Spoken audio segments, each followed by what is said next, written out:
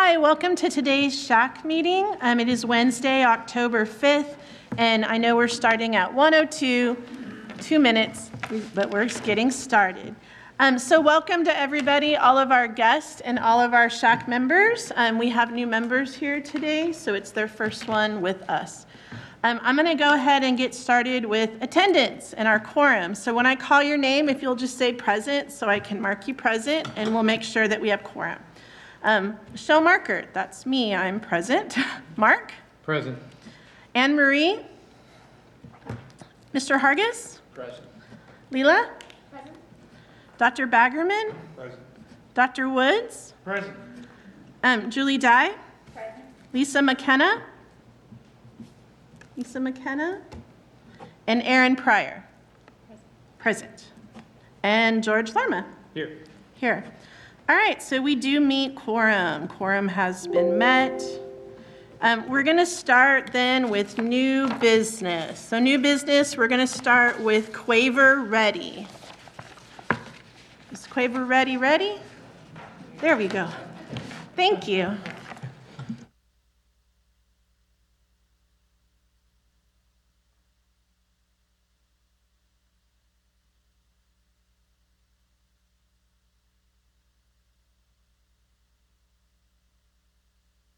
Carly Phillips, and I represent the state of Texas with Quaver. We are a Nashville-based company, so we have over about 200 employees plus over 100 contractors that work on our resources, but I'm your direct rep to support the state of Texas. My background is in education. My master's degree is in elementary education, and I spent 8 years in the general ed classroom before joining the Quaver team.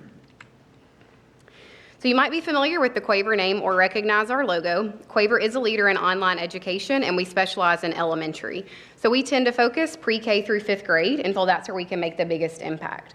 So we work with schools and teachers in all 50 states and about 30 other countries. And then specifically in Texas, we work with over a combined 10,000 teachers, schools, and districts across the state.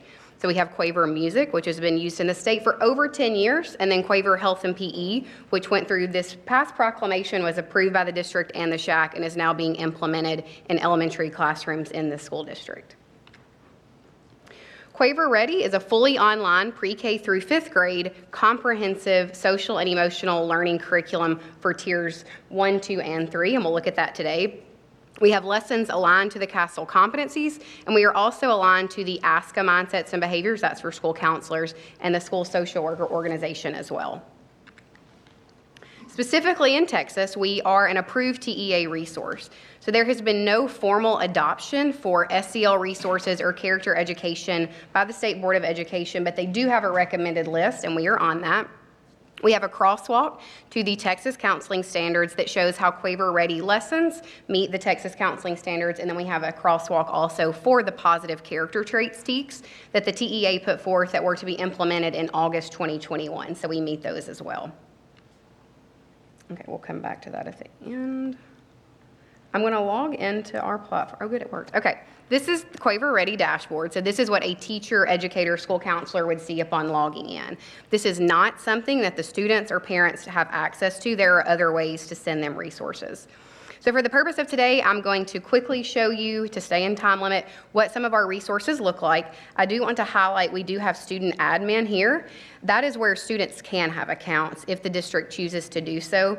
Even if the district chooses that, the students do not have full access. So students can only access resources sent to them directly by a teacher, school counselor, in the school district. So today we're going to look at lessons and interventions. That's the bulk of our resources for tiers 1 and 2, and then we'll look at brain breaks quickly as well. So as I mentioned earlier, we have lessons for pre-K through 5th grade. So it's very user-friendly. Teachers can navigate at the top. We have 36 lessons per grade level. Again, these are aligned to the CASEL competencies as well as the ASCA mindsets and behaviors, the school social worker standards. You can see the color coding here at the bottom that shows what each lesson represents. We have the lessons, you can view them in a numerical order, but SEL is not meant to be taught in isolation, so you can pick and choose and teach them in any order, but the lessons do scaffold across grade levels. So for example, I'm here in 2nd grade, lesson 1 is identifying strong feelings and the self-awareness competency. Every grade level, lesson 1 is going to be self-awareness and in the realm of identifying feelings. So in first grade, it's I am happy. In second grade, it's identifying strong feelings. In the upper grades, it moves into what if I have more than one emotion at the same time. You also can view lessons by competency. So if the district has an initiative in October, we're focusing on self-awareness. We have these 5 lessons in second grade on self-awareness. So I'm going to click into a lesson to show you the types of activities in our lessons. When you open it, there are 2 ways to view. There's lesson summary. That's the lesson taught start to finish. And then morning meeting is the lesson broken down over the course of a week. So if a classroom teacher is supporting SEL instruction, they can do 5 minutes each morning or after recess during a cool down component. All of our lessons have an overview, which is your purpose and objectives for the lesson. All of the lessons also have a lesson plan that, again, states the purpose and the objectives, states the ASCA mindsets and behaviors and the school social worker standards, and this is essentially what the teachers can follow. We have this here for them. It has essential questions, higher order thinking, emotional questions, all of that is built in, and these can be fully edited at the teacher or district level as well to bring in any school-specific initiatives or district initiatives as well. There are printables available. These printables can be downloaded. They are PDFs, so teachers in the district have unlimited access to send them to students or parents through an LMS or even through email. And then Launch opens the lesson.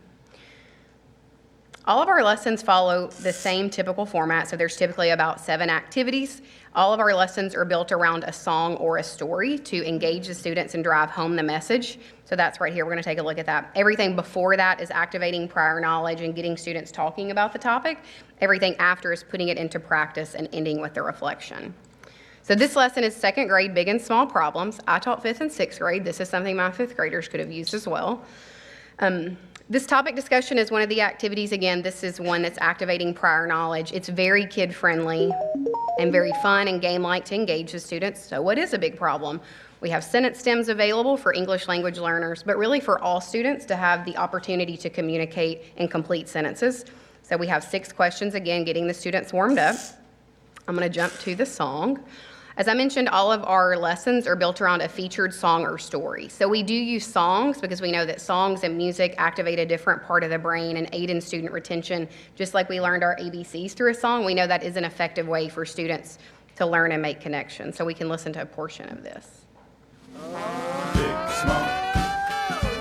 Is big or small? Yes, sir. Big, small. Is big or small? When you have a problem, determine if it's big or small. So you can decide if you should worry. Okay, for the sake of time, I'll stop, but you get the idea. So very kid-friendly, has the images, ways to talk through. 3 minutes, okay. Also, all of our songs are available in Spanish, so we are actively working to provide more Spanish resources. So every song has a Spanish version. Every song and activity can be shared home with parents using this link.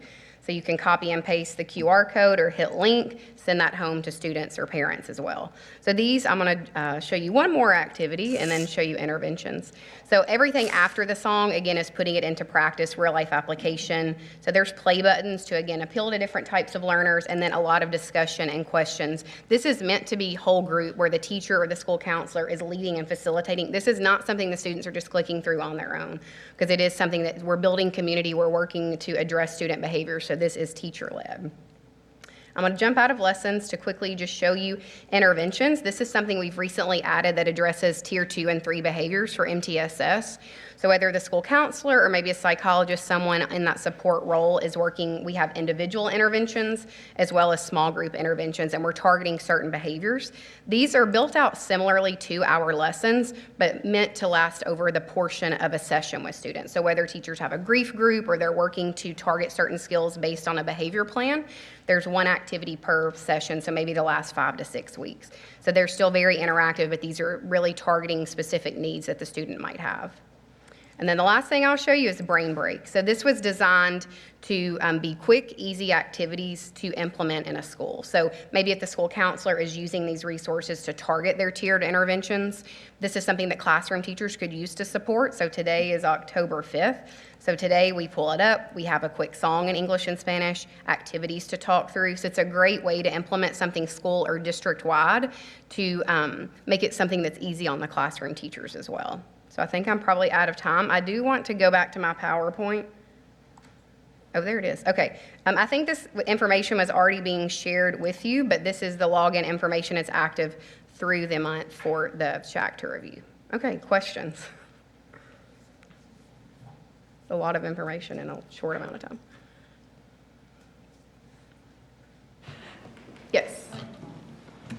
Do you know, this might be more of a district question, but how it's going to be implemented? Will it be teachers? Will it be counselors? Is it, like we usually ask, is it kids are pulled, whole class? So it's not more, how is it going to be implemented?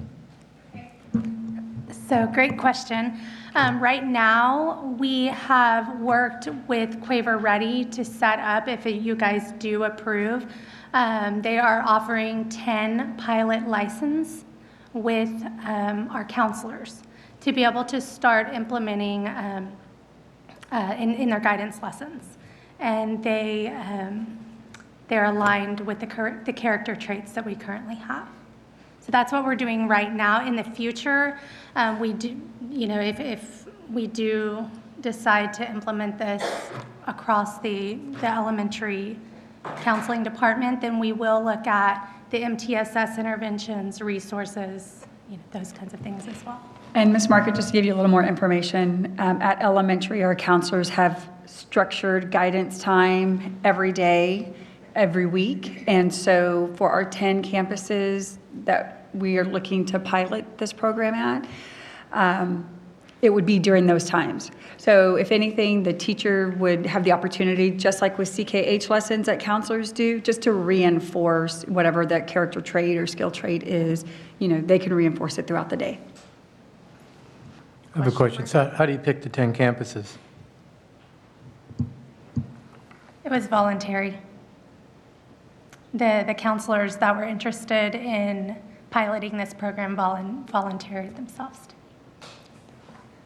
Out of curiosity, the elementaries that volunteered, does it span the city, or is it usually, I just want to make sure like everyone has, they all had an equal chance, but did it get spread? Yes, Okay. so we have elementary counselors that have volunteered all the way from this side of the city to the other side.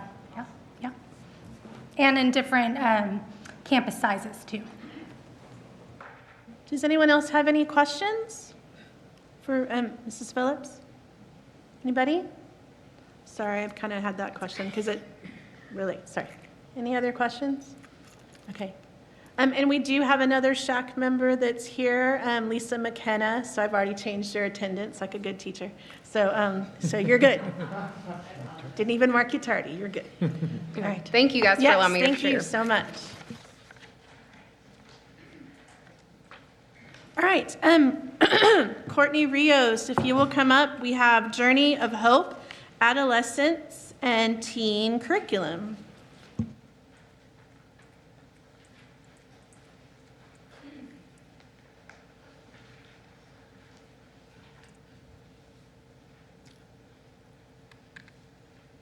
Okay, good afternoon.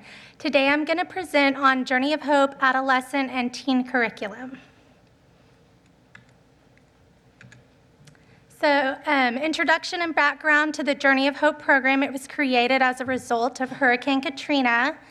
Most schools had limited resources for their mental health needs of their students, and students continued to struggle after the hurricane and everyday stresses and living in a community that was being rebuilt.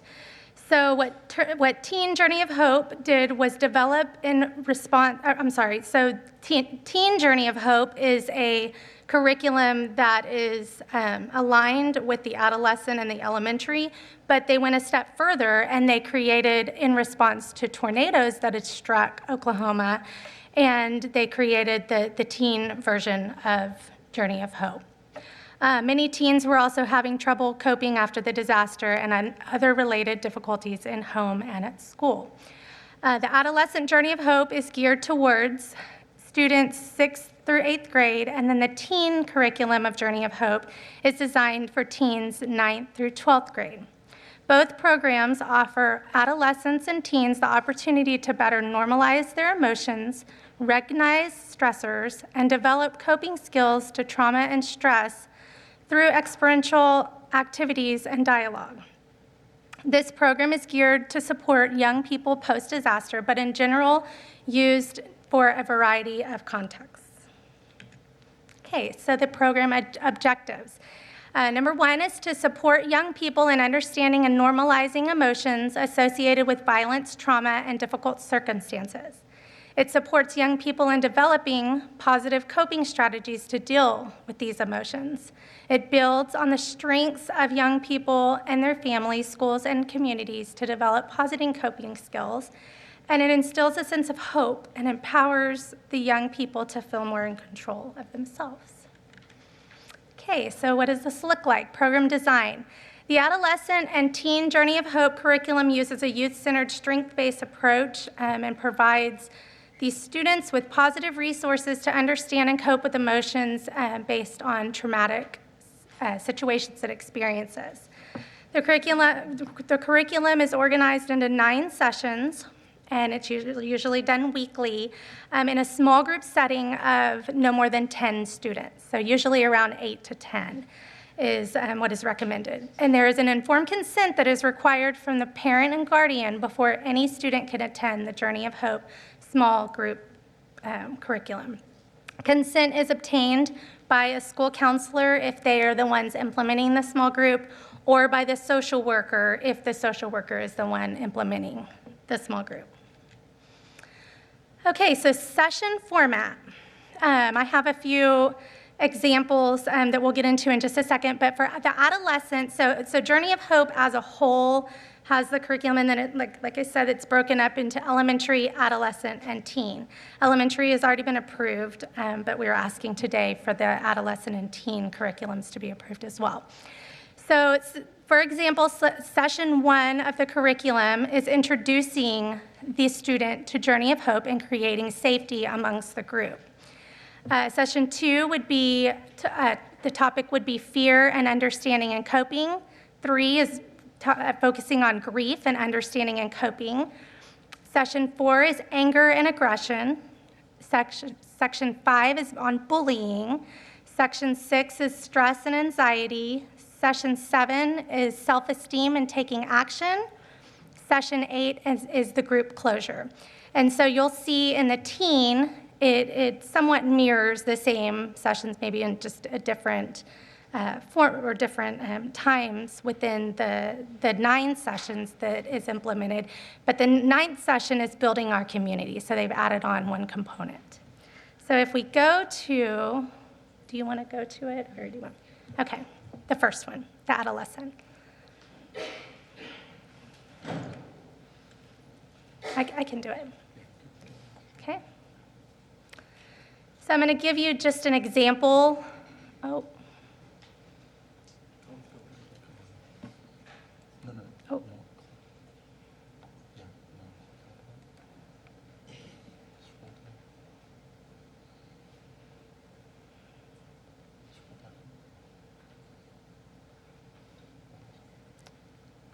Is it not? No, that's okay. Right here. Okay.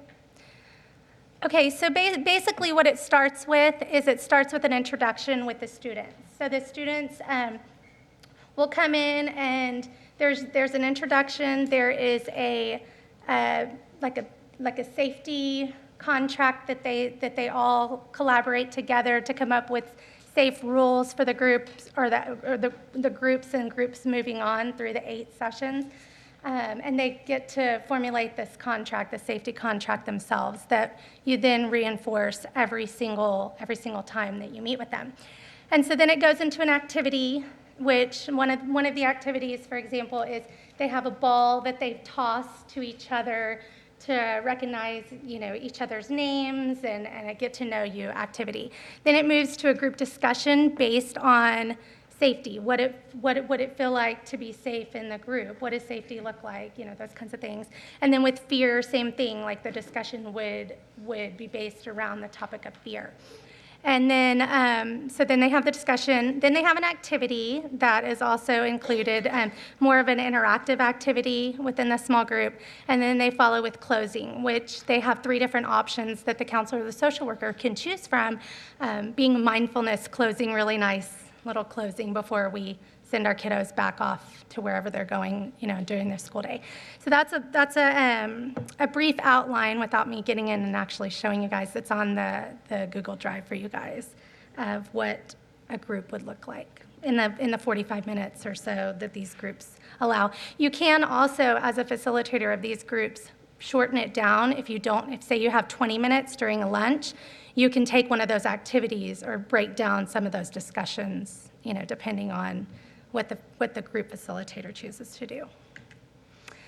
Okay, so selecting participants and locations. Students will be selected by school counselors and social workers based on identified concerns and needs. Some examples include at-risk behavioral needs, mental health concerns, grief and trauma, substance abuse concerns, discipline requiring Tier 2 or Tier 3 intervention, and then stress and anxiety-related concerns.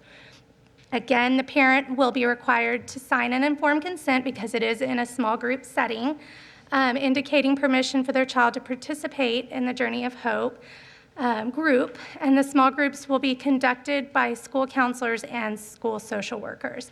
Location and time of group will depend on the counselor and social workers' availability and campus needs.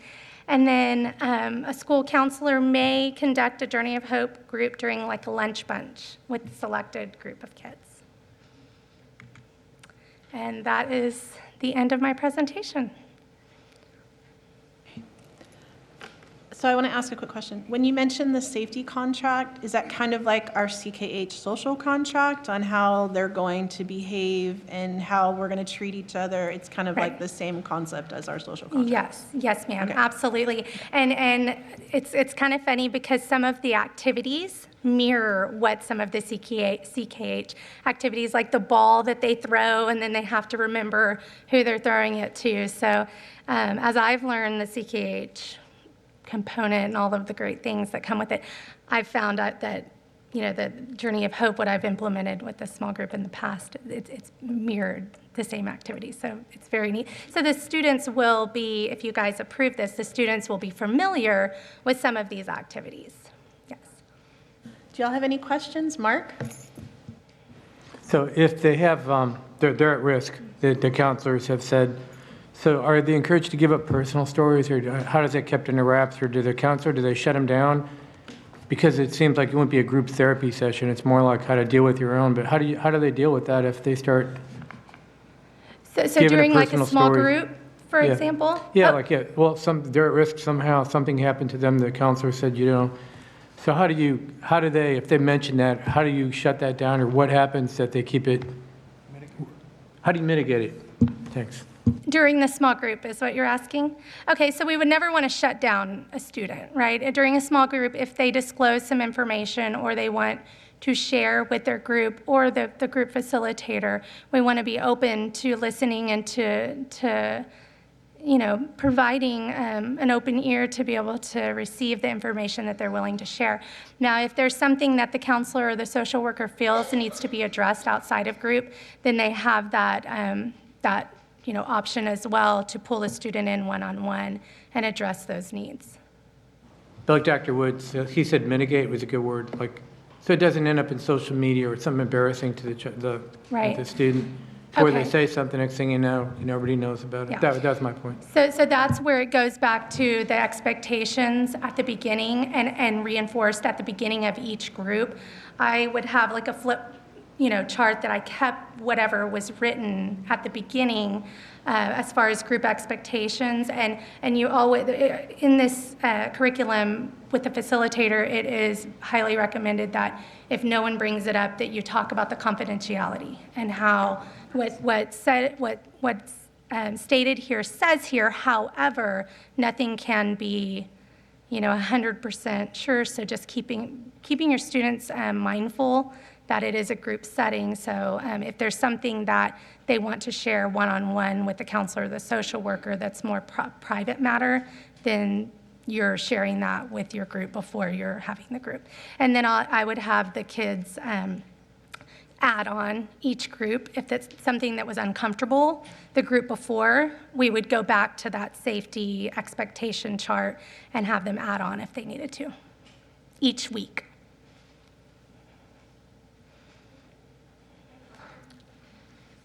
Does anyone else have any questions? Mr. Hargis? You mentioned it was developed early in your talk, Hurricane Katrina and some tornadoes in Oklahoma. So is this geared specifically for a community disaster, or can it also be modified if there was something tragic that happened at a particular school? Right. Does that make sense? Yeah, definitely. So from what I've researched about how the curriculum began, it was based off of a specific community, Hurricane Katrina, and then the teen on the Oklahoma tornadoes. But what the curriculum has developed into is more of a generalized small group curriculum that's used across the nation to address many of those concerns that were identified in those smaller communities that our greater population is having now. So like grief and fear, So the program's not one that's ongoing, it's there ready to go in the event something happens. Is that correct?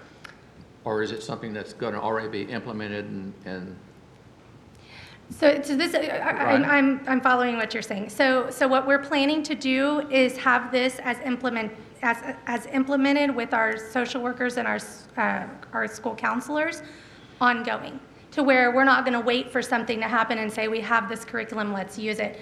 We want to use it for our kids with identified at-risk needs, identified, group of kids that may be having a grief experience. So yes, it will be ongoing. It originated with one community, but we're not going to hold on to the curriculum and wait for something to happen. So it's not going to be triggered by an event? Right, It's right. going to be, gotcha. It will be used on the already identified needs of our students and what they. Thank you. Yeah. Anyone else have any questions? I do. I think we both do, Dr. Baggerman and I both do. My question is, you said it was approved at the elementary level already? Yes. Just this year it's been in, and how is it going, I guess? Yes, so it has been approved. It was approved, I believe, the last 2 meetings ago, maybe? 2 meetings ago. And our elementary counselors, this is what they're using for their small groups, because it encompasses so many different topics that our students are having trouble with. And so, and it also connects every week. So if you're talking about, the fear, then it leads to grief, then it leads to the anger component, and then you build on what you learn throughout the 8 weeks. So it's going well. I haven't gotten some positive feedback. The elementary counselors, from what I understand, they like to use it with the kids. It's easy to follow. The materials are easy and readily available, and the kids interact very well with it. Thank you. I had a quick question too, just because I don't want to make assumptions on it. You don't mention social worker or counselor, kind of referring to the thing is, I would assume it's publicized in there for parents or teachers to refer children to the counselor as well? Right. Or is it really just kind of as asked?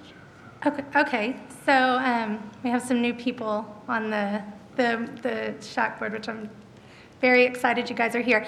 The way that we have it currently set up is there's a campus counselor on every single campus. And then there's social workers that are assigned to different campuses based on, whatever that they were selected for each campus. And so the campus counselor is the first line, I guess, of where the student concern would come to. And depending on their schedule and the time allotted, they would develop the small group. And then there's another component of the school social worker that's assigned but not dedicated to that campus 24, throughout the school week, because they change campuses as needed. And so that's more of a tier 3 level of intervention. So depending on what referrals that they're getting through the school counselor will be when they formulate their groups and have separate groups with the social worker. So the school counselor is on campus all day, every day. They initially get the student that might have some concerns, and then if they feel that there needs to be a tier 3 intervention, then they refer to the assigned social worker to be able to provide one-on-one counseling with the student or to be able to get into one of these small groups. And then the second side of it is the school counselor can also create a group without being able to refer as well, like on tier 2 level. So I think what Dr. Baggerman was also asking is, can a teacher go to the counselor and say, Yes. I think this kid might need help, there's something going on, or can a parent go to the counselor? And is that what you were trying to ask? I'm not sure. It but- is, and just to say, it also kind of bounces that other question. Looking at the curriculum, this is not a disaster curriculum, this is a life curriculum, right? Right. This is like many of the life skills that we're looking at today. And so sometimes the counselor, as much as they're there, they don't know every student as well as the teacher or, say, a parent. So, and again, I'm sure if they reach the counselor, yes, let's sign them up. That would, but I didn't know if there was Right. anything in place to where it's well known by the teachers or the parents in order to help facilitate those people that know the students even closer to get the right student into the program. Right. That was what I was asking. Absolutely. And so we have, every single school counselor has a referral structure on their campus. And they are presented at the beginning of every year. They do a presentation with the staff and go through their different procedures, one being the referral process. So if a parent wants to talk to a counselor or to the teacher about something regarding the student that's going on that's of concern, then the teacher can then refer the student to the campus counselor. Then at that point, the campus counselor can determine, being that they're the campus mental health campus school counselor on each campus, they can determine, I'll meet with the student individually a certain amount of time, or I have a small group going, we can ask that this student be a part of the next small group that we're going to start, or if they feel like there is additional tier 3 support that the student needs, then that's when they would do a referral to the social worker, and then the social worker would pick that up, of course, get consent from the parent, and then they can provide the one-on-one counseling, and then they can also include into the small group as well in social work. So there's a process, but we do have a referral system that is presented on each campus by the school counselor that everyone on the campus can refer a student, and then the parents as well, so to the campus school counselor. Thank you. Does that answer your question? I thought I understood. Okay. Does anyone else have any questions for Courtney Rios? All right. Thank you so much for your presentation today. Thank you for having me. Thank you. All right. So we are going to be moving on to Monica Martinez for the Del Mar Oral Hygiene presentation.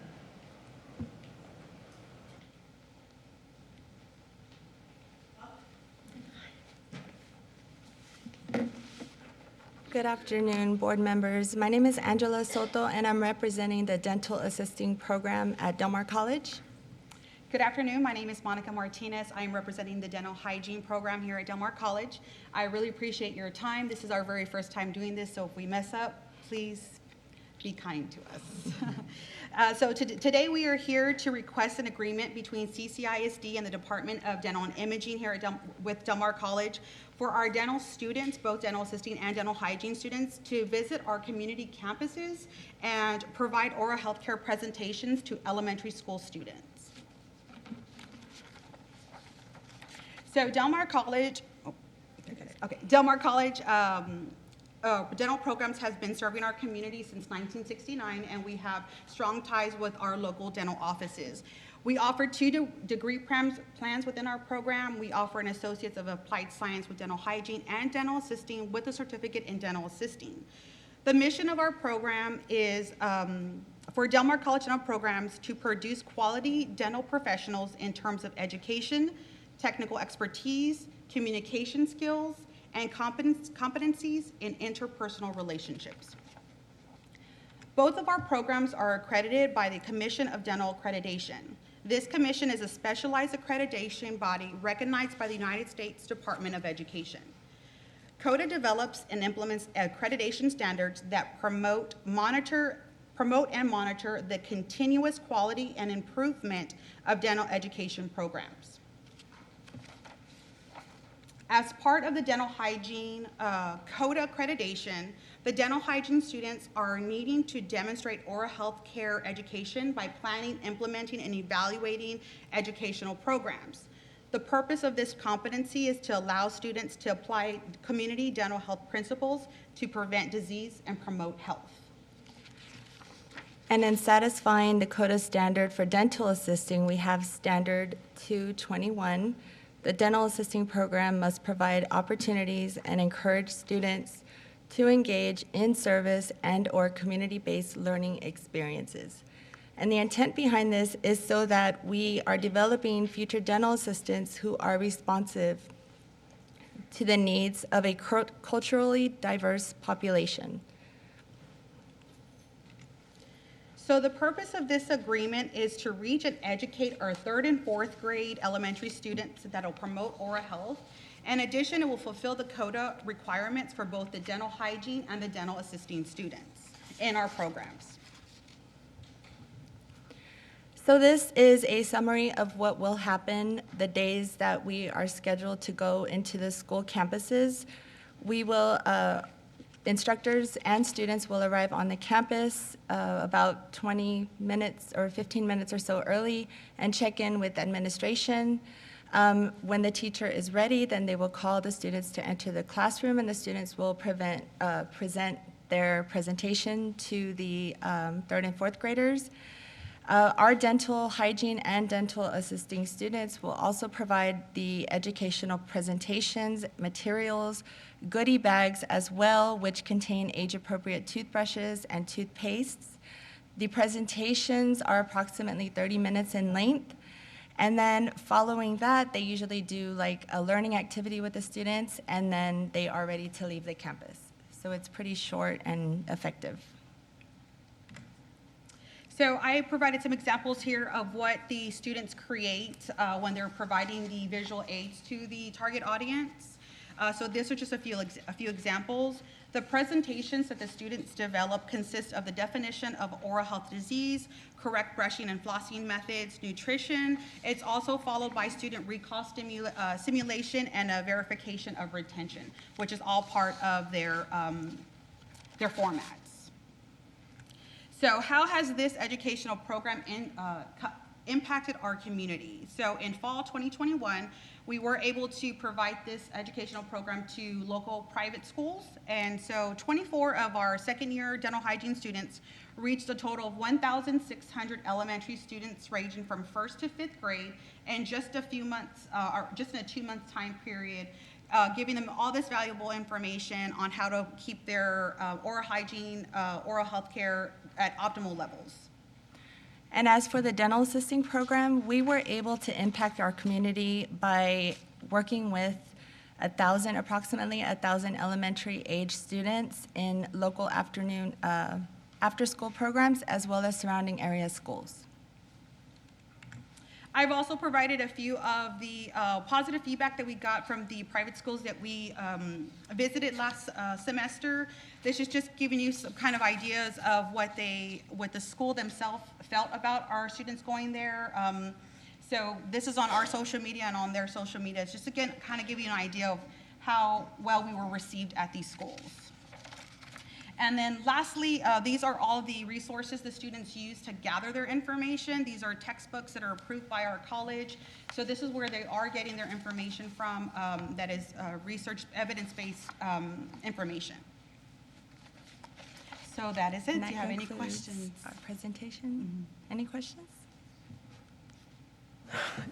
Does anyone on the SHAC board have any questions for our presenters? Do you stress flossing? Yes.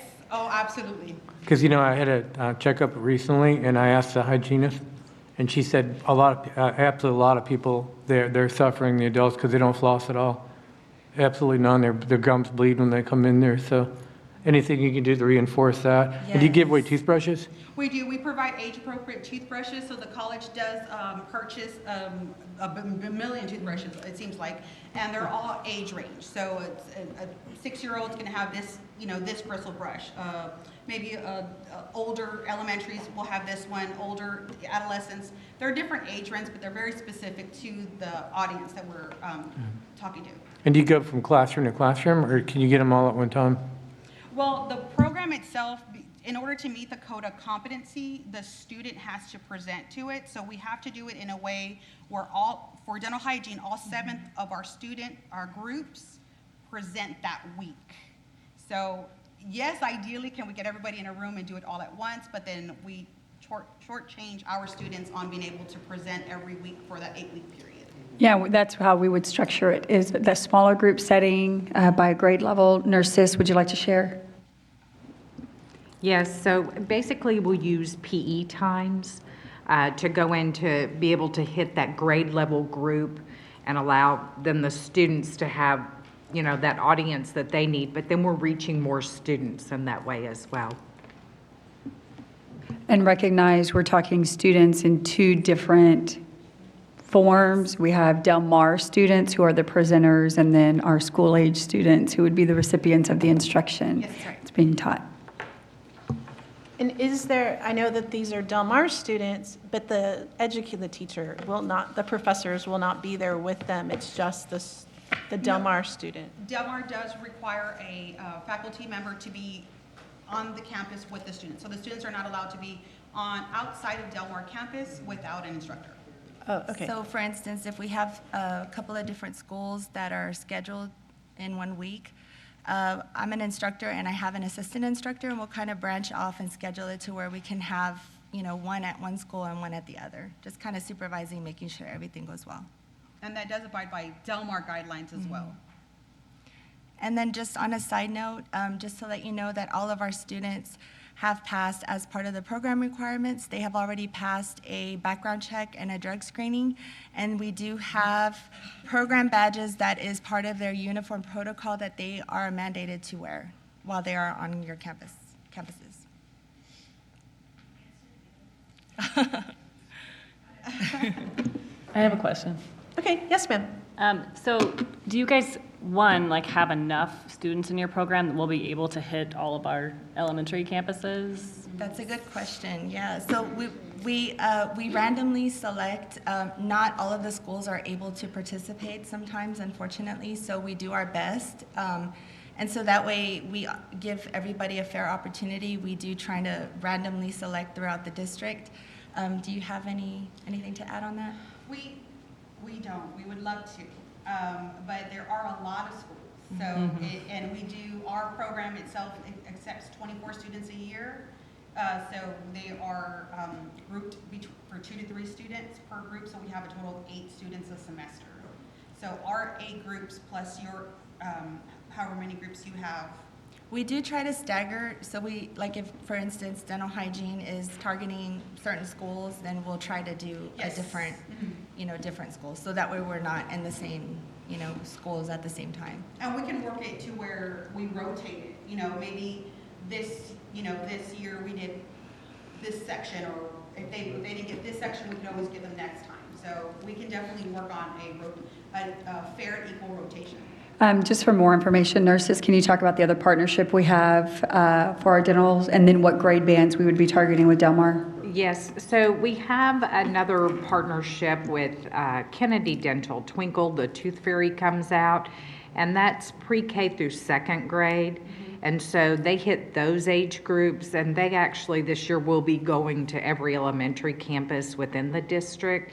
Our PE times are the same for all of our elementary campuses this year, so they can just rotate among campuses for those times. But, in this year just starting out, and I don't know if maybe spring semester this would be something, a repeat class for your students or not, but we can definitely rotate those between the years. But we are covering pre-K through 2nd grade with another MOU and partnership. All right, thank you. Does anyone else have any questions? Awesome, thank you so Thank you much. for your time. Appreciate your time. Thank you. All right, Nancy Wesson Dodd, and this is for YWCA Teens. Welcome.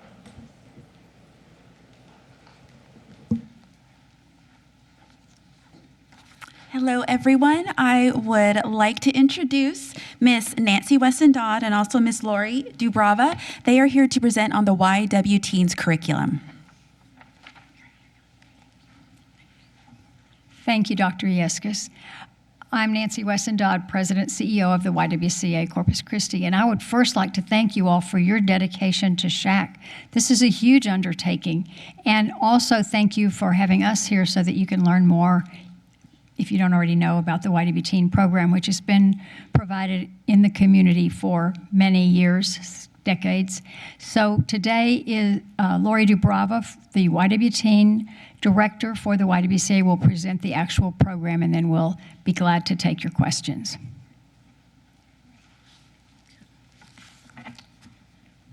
Good afternoon, everyone. We're definitely glad to be here today.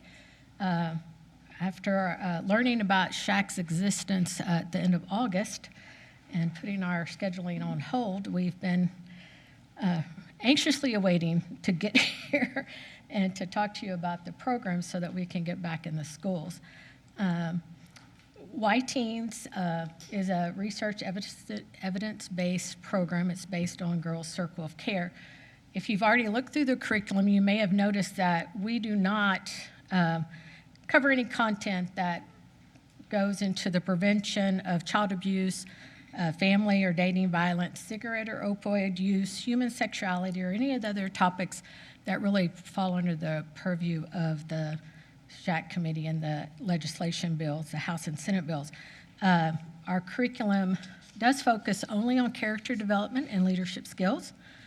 It is derived from the Girls Circle curriculum that is based on is a research-based program. It's listed on several national registries. Studies of the Girls Circle curriculum have consistently revealed an increase in self-confidence, an increase in attachment to school, and increases in positive body image. And we think those are all important features. Now, the Girls Circle curriculum does contain a lot of material that we do not use that is designed for older students. And because of that, we do not use the Girls Circle website in our classes. We don't mention Girls Circle website or curriculum to our students. And we don't use any of the Girls Circle lessons that deal with any topics other than character development and leadership. And so if you went to Girls Circle, you might see some things that are for much older students. We don't go there, and we don't touch that. And that's why we don't mention any of this or where the curriculum comes from to our students, so that they don't, out of curiosity, go look it up, because we don't want to expose them to anything they shouldn't see. We do have parent-signed participation forms. We do create a safe environment for the girls. We always set up group expectations at the beginning that the girls come up with, what's appropriate, what's not appropriate. We talk about confidentiality, as you heard a lot of these other programs do. We do focus just on character development and leadership skills. We keep the lessons age appropriate. I'll show you one in a little bit, and you can see that it is age appropriate. We do cover a lot of the TEKS that deal with character traits in our lessons. Now, our target group are 10 to 12-year-old girls, which are 5th and 6th graders. They're often considered at risk. They're often of low socioeconomic status, but they're eager to learn, and they're eager to belong, and they're a lot of fun to work with. Our objectives are to help the girls develop self-confidence and self-respect, to develop strong interpersonal skills, to understand the value of diversity and learn to treat all people respectfully, to develop leadership and become leaders in their peer groups, to learn conflict resolution skills, to become trustworthy and responsible, to formulate goals and dreams for their lives, and to feel as if they belong and are valued. And so you can see, if you're familiar with the character trait TEKS, you can see that a lot of those align with those TEKS. We give a Likert scale survey to the girls, the parents, and the school contact person, which is usually a counselor or the PE coach. Sometimes the principals like to come in and sit, and if they do that, we give them surveys at the end of every semester. And we tabulate and analyze those responses and use the results to improve the program. Recent survey results for the Y-Team program have revealed that 98% of participants recognize the need to stay in school and graduate, which we are very proud of that and thankful for that. 95% of the girls learn to accept others and reject bullying. 93% of girls have learned to take responsibility for their actions. 93% of participants have learned to make stronger friendships. Our lesson format is basically laid out the same. It starts off with materials that are needed, an opening activity, states the purpose and theme, what information the group leader is going to present, guided practice or examples, and then student practice, which is either an individual or small group settings, depending on the lesson and the activity they're doing. A lot of times they'll do something individual first, and then they'll share it in a small group, and then maybe back to the whole group. And we have a student reflection, and being an educator,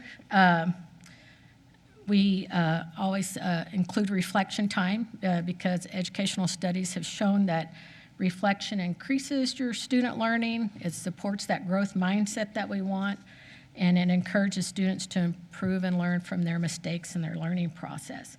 And so we always include that. And then we have optional extension activities at the end of the lesson if there is time that we try to do, and I will, in a sample lesson, show you those, sample that in just a second.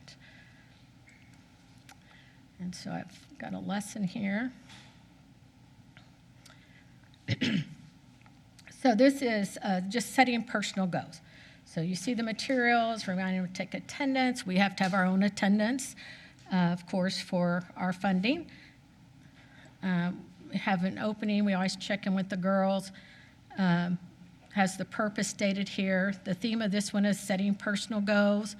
The group leader will discuss with the girls what goals are, talk about short and long-term goals, and introduce the SMART technique for setting goals, that they're specific, measurable, achievable, relevant, and time-bound. And so have some discussion on that.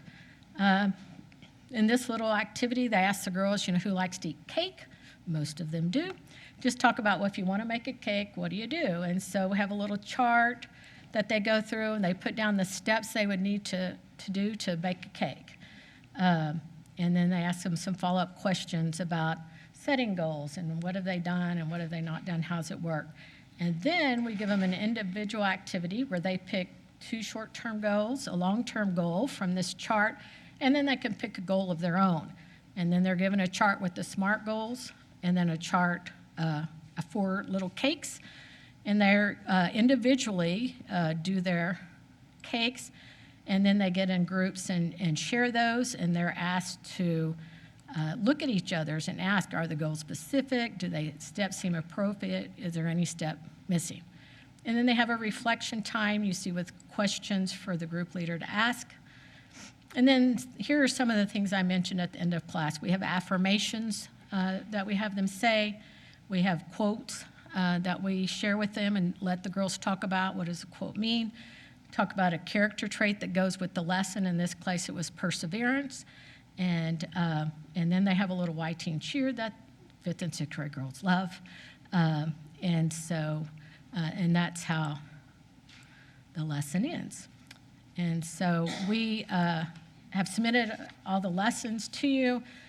We asked, just like the counselors, if there is did in the previous meeting, if there's anything lesson that you think is inappropriate, that we just delete that lesson and that you approve the rest of the material. I am a retired teacher and just started working with the Y teens last spring, and it's been a lot of fun and a great blessing to work with those girls. They just have so much to offer, and we enjoy working with them and are anxious to get back in the schools and do that. We do go in the schools once a week to each campus that we go to. Before we were put on hold, we were already had 17 CCISD campuses that had contacted us to start this year, and a few that were on hold because they didn't know. So we're anxious to get back to work if we are approved. And so we thank you for your time. Thank you very much. Do we have any questions? Any questions? Okay, Mr. Lerma. Will these still be delivered like during the PE time? That's where most campuses do it. Some campuses, we do it at other times, but in CCISD, it's usually the PE time.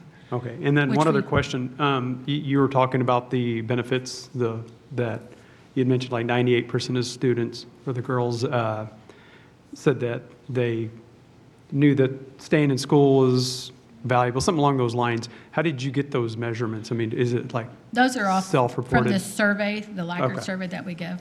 It has lots of questions about staying in school and stuff. Mark, do you have a question? Yeah, of course. So did you mention at risk, or are you just pulling all the girls that age?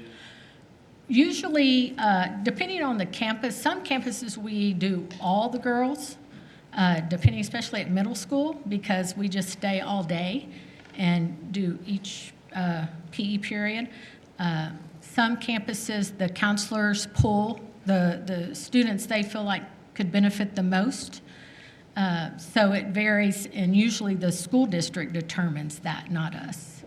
I just wonder if you can do one school and do everybody, then why not do that for every school if you have the time? Because it seems like they could all benefit from it. We would love to, but CCISD has, unfortunately, two things. They only want us to come in during PE, and they've scheduled every PE in every school at the same time.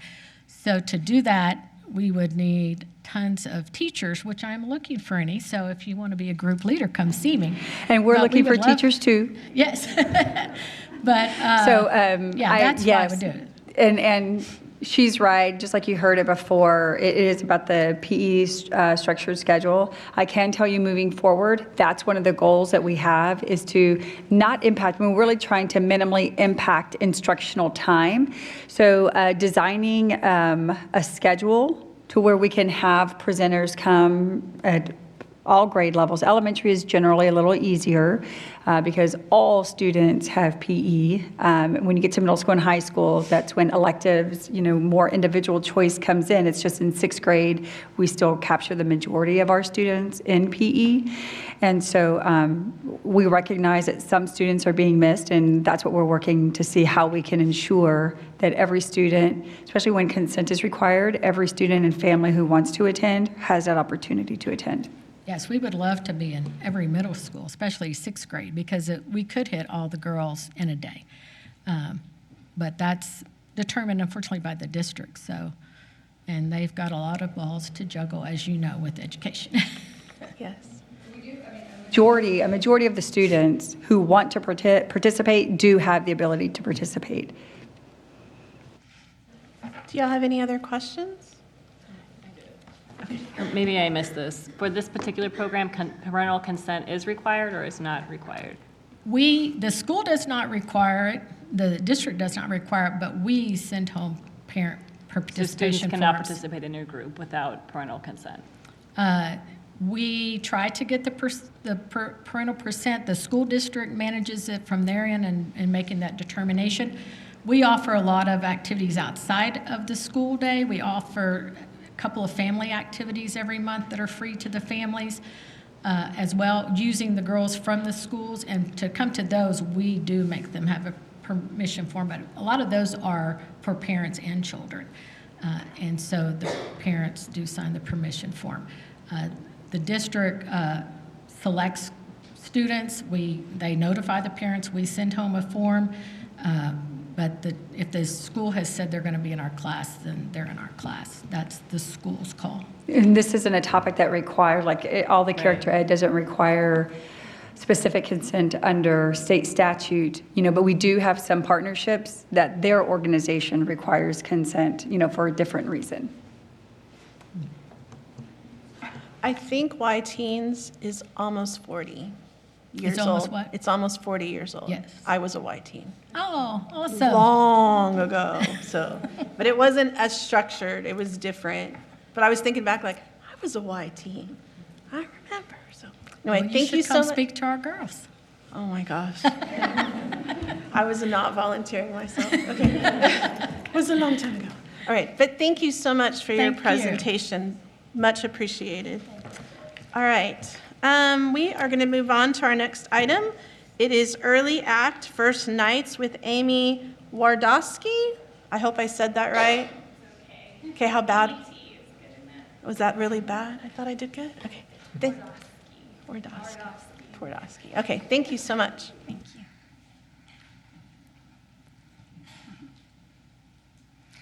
you. Okay, so our next presentation is Early Act and First Nights with Amy and Amber. The last name Twardowski and Amber Parr. So we thank them for being here. Hi, I'm Amy Twardowski. I'm actually a Rotarian. Does everyone know what Rotary Club is? Okay, we're famous for eradicating polio around the world. Anyway, I'm a local Rotarian here with the Rotary Club of Corpus Christi. Our district Rotary began this program, Early Act First Night, in the schools in 2013. We currently have the program, on pause, but in 3 elementary schools, focusing on the ones that are most at risk with the guidance of CCISD's choosing. So anyway, I'm going to introduce to you Amber Parr. She and her husband Randall created this program, and she'll give you a little bit more information about the curriculum. Thank you very much for having us today. I'm sorry, I'm a little nervous. Give me a room full of kindergartners and I'm good to go, but put me in front of adults and I can get petrified. But we're here today just to kind of give you a brief overview about what Early Act First Night is. We are sponsored by local Rotary clubs. This is a daily, independent, year-round social emotional learning character education program for students in grades K through 5. We theme the Early Act First Night program around knightly heroes and renowned figures from history and Arthurian legend. These were people who were respected and had reputations that were made not through who they were, but what they did and how they impacted the world that they lived in. We created this program in 2006, and my husband is actually a former Navy officer, and the company that he started, Randall Parr Organization, we're a 501c3 nonprofit, and we were started back in 1993. Our program is based in Spring Branch, which is just north of San Antonio, and that's because that's where we live. We do travel throughout the whole state of Texas. What we teach the social emotional learning core skills. These are self-awareness, self-management, social awareness, relationship skills, and responsible decision-making. And these are all done through age-appropriate lessons that are incorporated throughout the entire teaching timeline. We also teach these through different character traits. We did use the word compassion. It has now been changed to empathy. So we're trying to make some of these core character virtues more relevant in today's vocabulary and make them more encompassing than just being a compassionate person. Well, you also need to be an empathic person. So we also teach discipline, but now we're putting more of an emphasis on self-discipline, how you control yourself, how you control your emotions. We have friendliness that is now kindness. We don't we don't want kids to feel like they have to be friends with everybody, but we do want them to be kind to everybody. And that is a big distinction with some kids. We used to focus on honesty, and now we have integrity. It's, again, focusing more on the personal awareness of what honesty and being true to yourself is. Tolerance is now acceptance. We're teaching the same concepts, but what we want to have is tolerance can give a false sense of what we're wanting to teach. We're not wanting you to tolerate somebody. We teach that everybody is allowed to think and feel the way that they think and feel. And you need to respect that. Doesn't mean you have to think and feel that way, but you need to accept that person where they're at and respect their choices. So that's why we have changed it to acceptance. We also teach courage, which is standing up for yourself and what you believe in, and also standing up for others that you see are suffering from injustice. We teach confidence.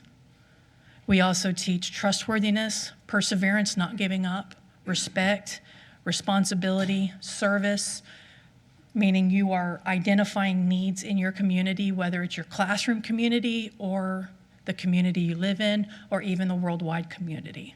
And then we also teach citizenship, what it means to be a good citizen in your community, following the rules, helping other people that need it, that sort of thing. These are done through these type of lessons. We have recognizing and processing emotions. We want these kids to recognize that it is okay to feel things. I know that when I was in school, a lot of times I was taught, deal with it later. It's like, no, it's okay to feel these things, but this is how you manage them. This is how you accept them. This is how you can process them. We also help with anger management.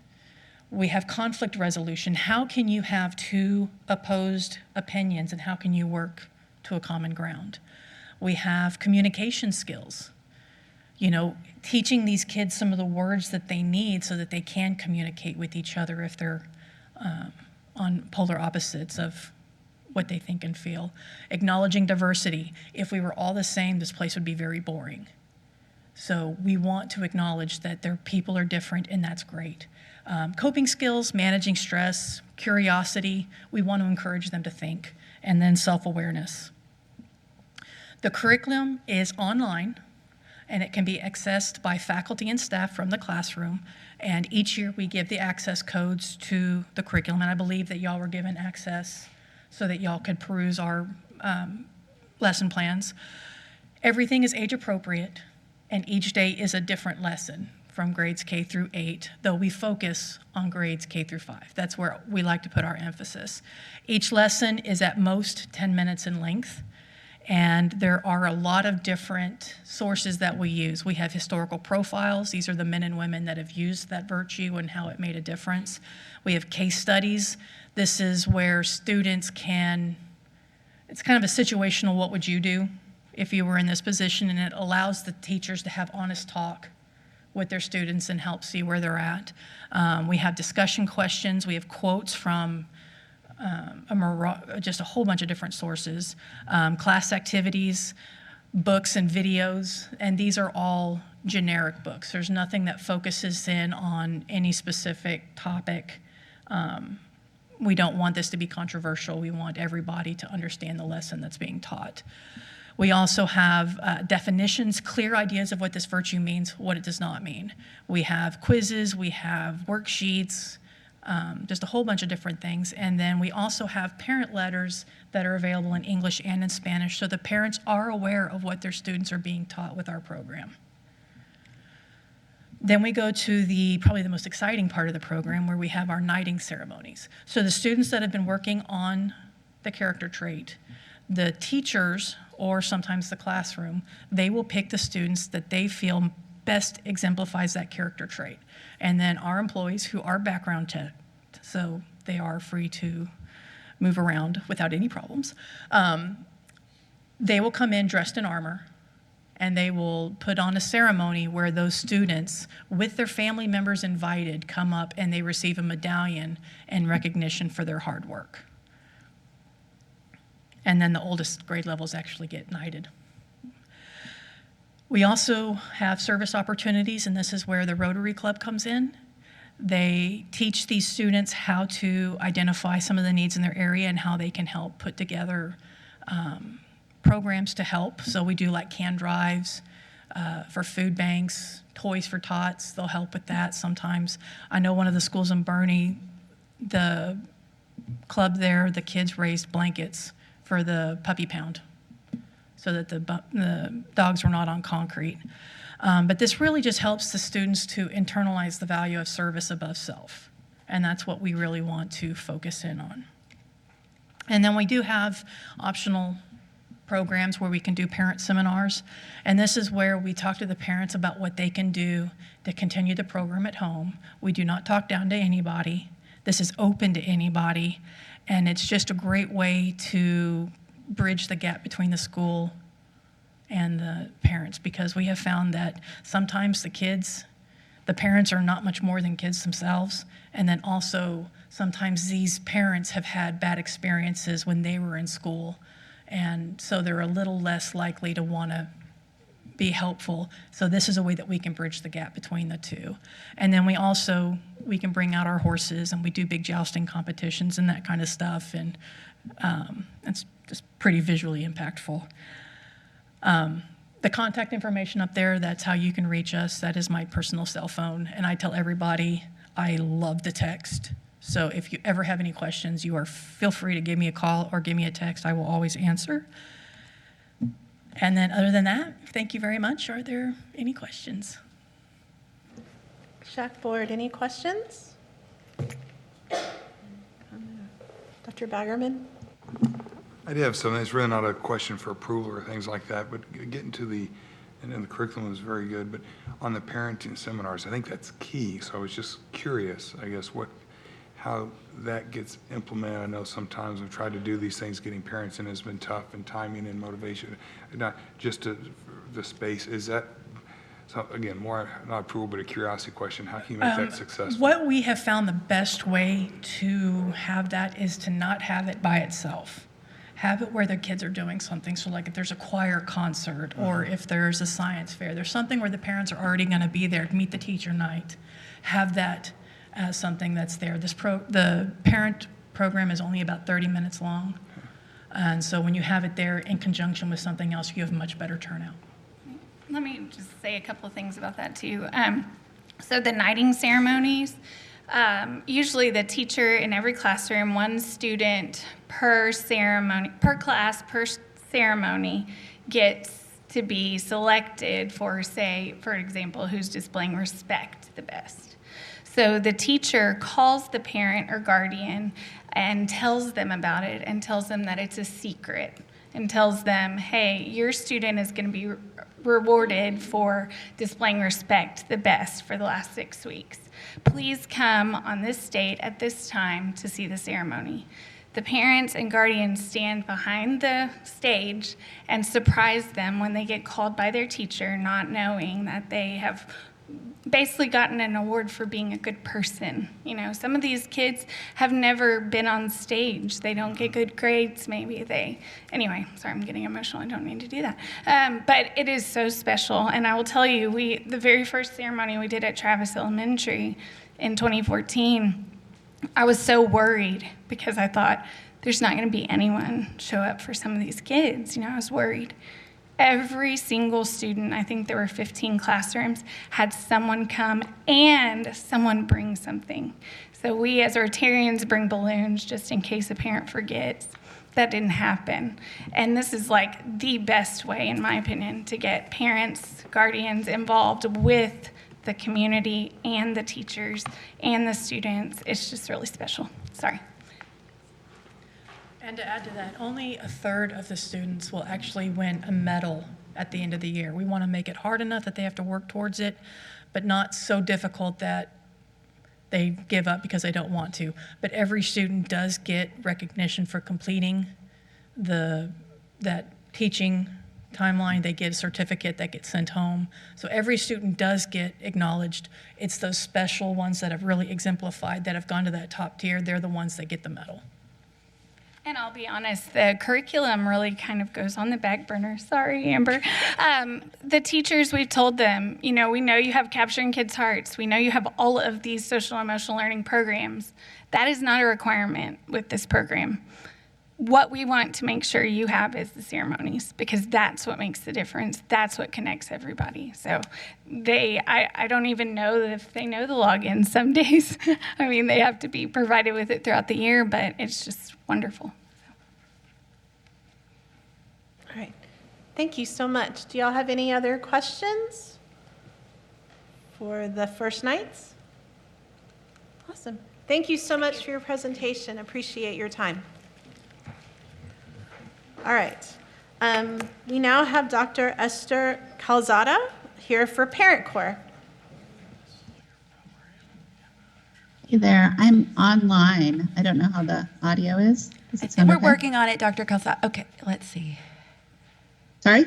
We're working on it. Yeah, just 1 second.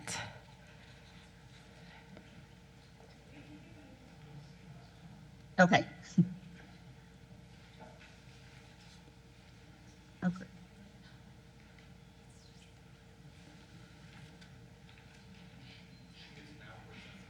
She is now. Okay, Dr. Calzada, you are now a presenter. If you are able to share your screen. Is that? Oh, okay. So you're sharing your screen, so that's why it looks like this, kind of pixelated. She needs to what? Share your presentation screen, and that should fix this situation. Share my presentation screen. Okay.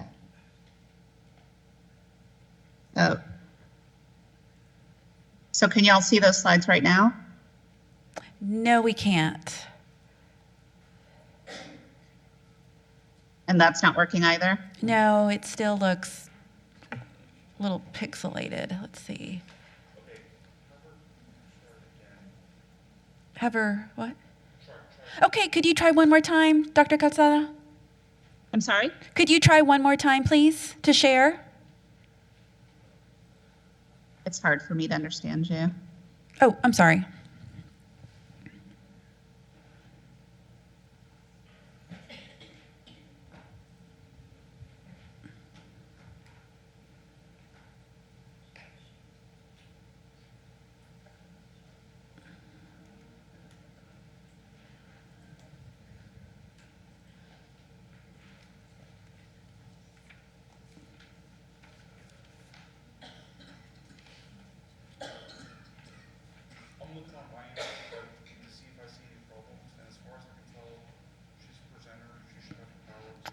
Okay, so have you gone to the button at the top right that says share? Yes. Okay, and then you're able to, are you not able to click on your PowerPoint presentation? I was, but I guess y'all said you couldn't see it? No, we haven't been able to see it yet.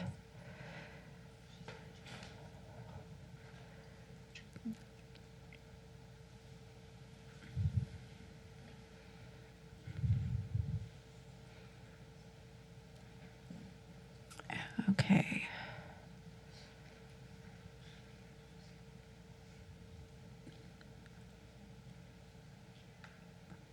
Okay, something looks different. Let's see. Okay, let's try again. It looks different now. Okay.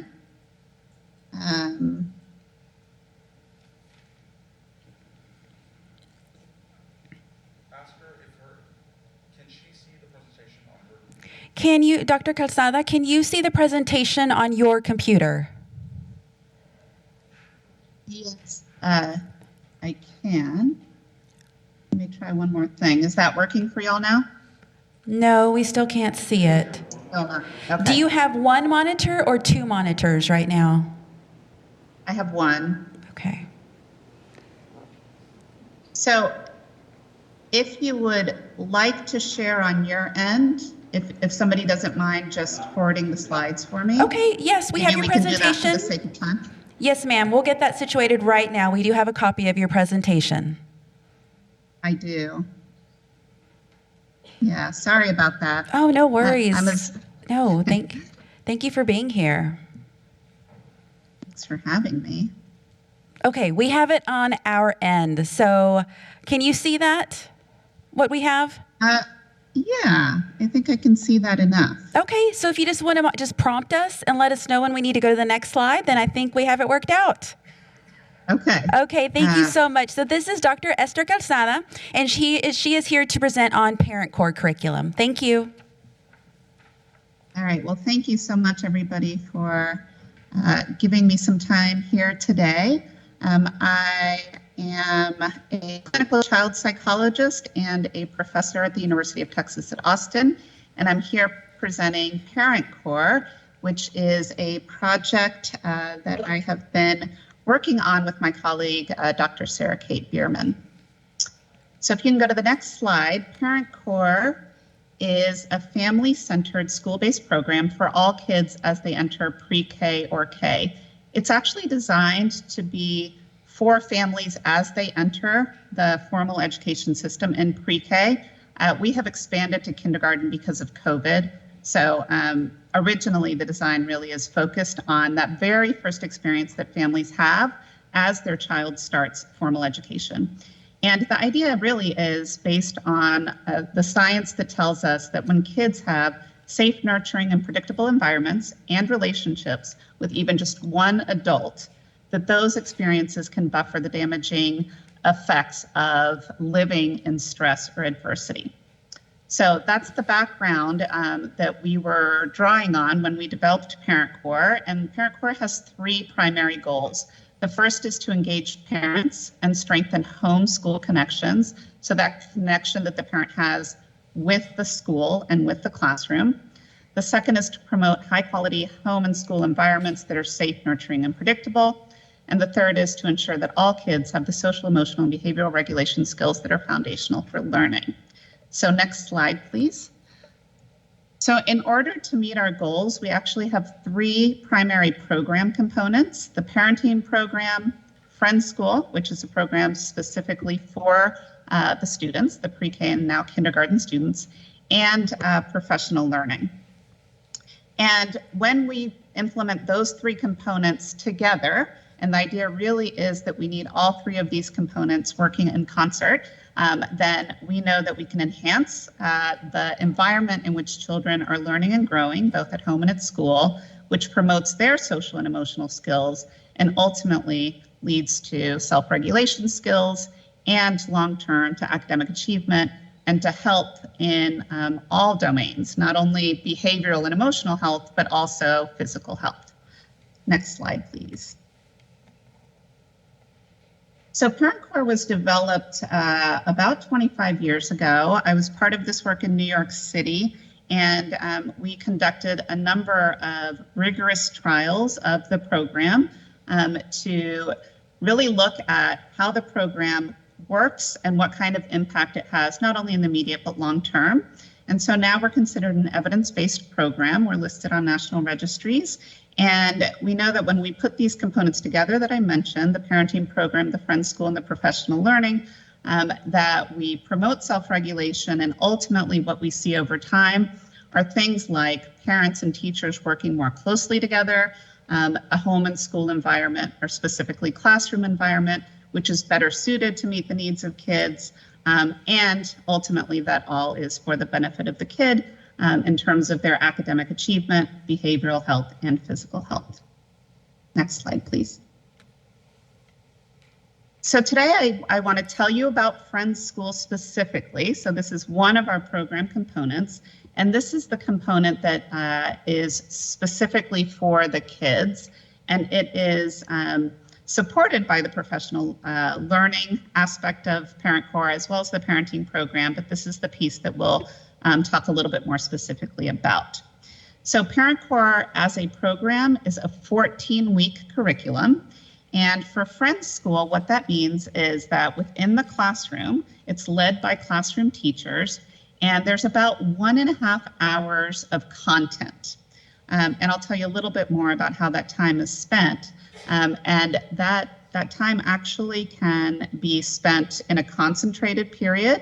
So let's say every Tuesday, first thing that the kids might do that week or that day might be the Friends School in its entirety, or the components can really be kind of woven in and done throughout the week in a way that works more organically for the teacher. And the teacher really is able to decide the model that works best for them. You see here the topics that are covered in our 14-week curriculum. And I will just tell you a little bit more about what each of those is quickly, if you don't mind going to the next slide. So we start really with kind of an exciting introduction to the program, and the teachers in their professional learning with us before they begin Friends School receive a bin of materials and a manual that tells them exactly kind of how to implement the Friends School. And in their bin is a puppet. And the puppet is almost life-sized, actually, when you think of at least 4-year-olds, 3 and 4-year-olds. And the puppet becomes basically like a classroom member. The class names their puppet. They decide what they'd like their puppet to be named, and then they treat the puppet as a peer. And so the puppet really serves as kind of a way to model and to learn. So almost like the teacher's aide for Friends School. And so that's the beginning of Friends School, and they kind of go over rules and what this is going to look like, and everybody meets the puppet. And then the sessions move on to, in session 2, there's really a focus on making friends, sharing and using nice words like saying please and thank you. The following session is about paying attention, so listening to others and importantly also following through, for example, following directions by your teacher. Session 4 is actually focused on physical health. And this is a little bit unique. A lot of SEL programs focus more on emotions and behaviors. We think of the way that kids engage with food and eating as really an important part of their overall health, of course. So we teach them about healthy and unhealthy foods. We call them go and woe foods. And we talk about the importance of moving your body and staying active and strong. Session 5 is about how all families are different and unique. Session 6 is about being a good helper and asking for help.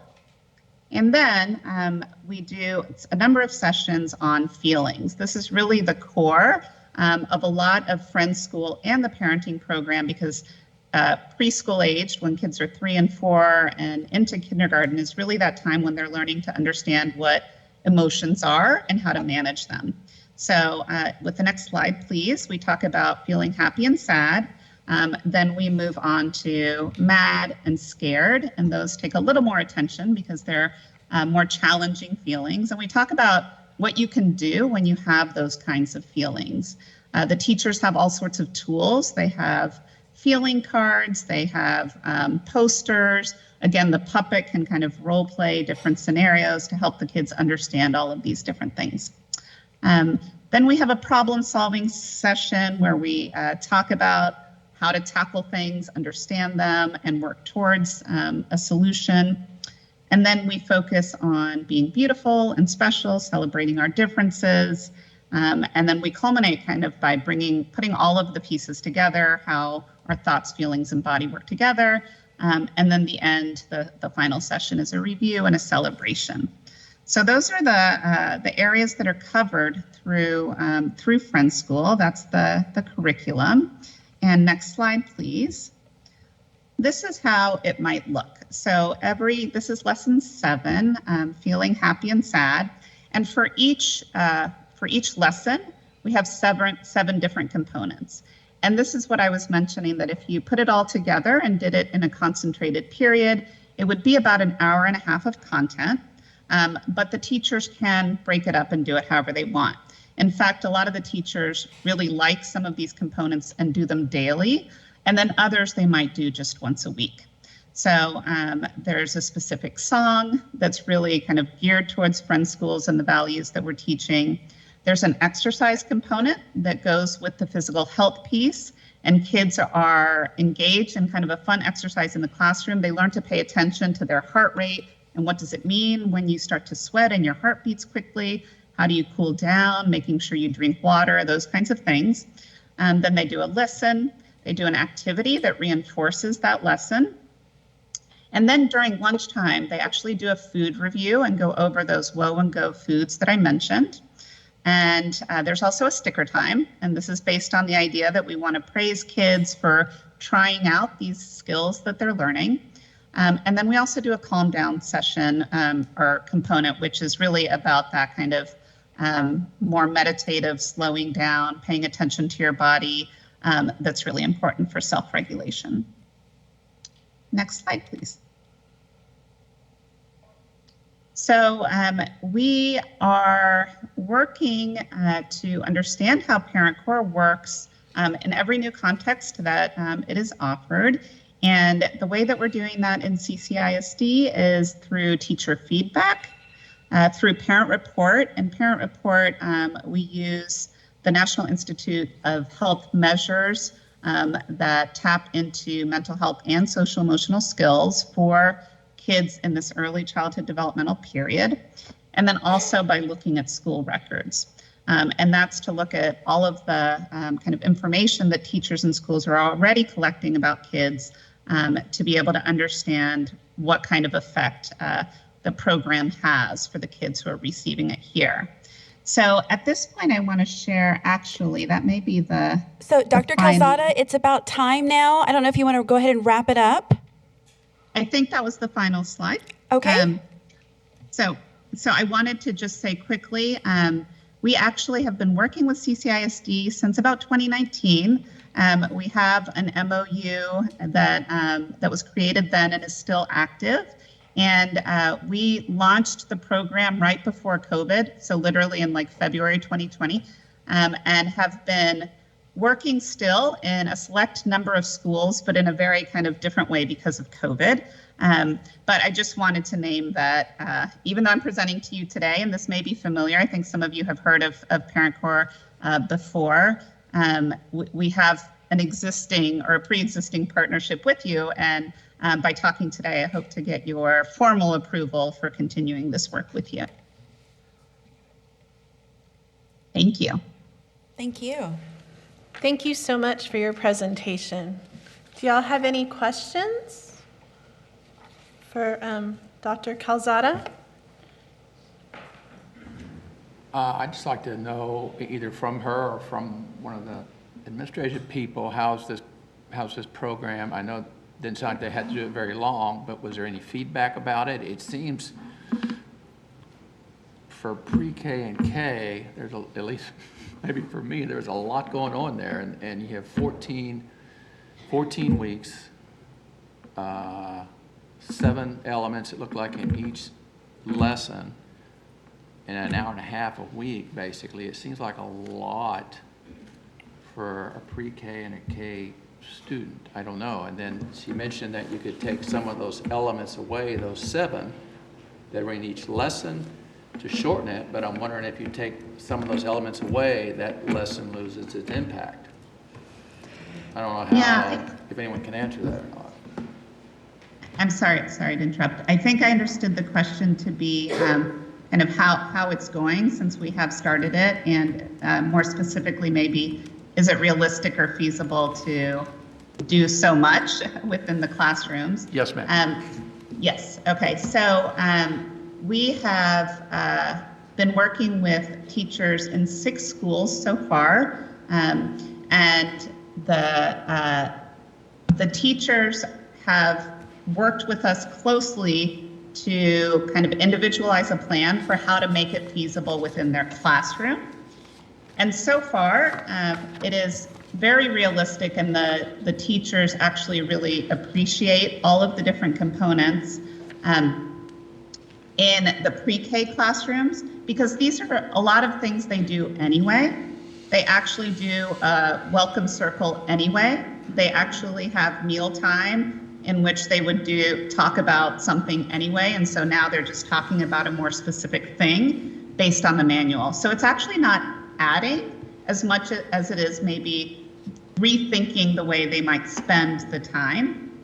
I will say to your point that it's been a little bit more challenging in the kindergarten classrooms that are a little bit more structured with curricular demands to fit in some of the pieces. And part of that is because, like I mentioned, the program was originally for pre-K. We expanded it to kindergarten really because so many kids missed their pre-K experience because of COVID. They didn't really get that full experience. And so with the kindergarten teachers, it's been more of a challenge, and we've had to kind of maybe be more selective about what will work in those classrooms. But in the pre-K classrooms, I would say pretty uniformly across the 6 schools that we've been working with, the program has been feasible. And I will add on to that. Usually our pre-K is a half-a-day program. We've extended to full-day program, and so we absolutely have the time to weave this in. Pre-K is more of developmental standards, and the items, the lesson topics are developmental standards. You know, how to get a student school ready for whenever they begin kindergarten. Because in pre-K, you know, you still have a lot of play. Sure. You know, they still nap and things of that nature. And so developmentally, the lessons weave very nicely into what's going on in the pre-K classroom.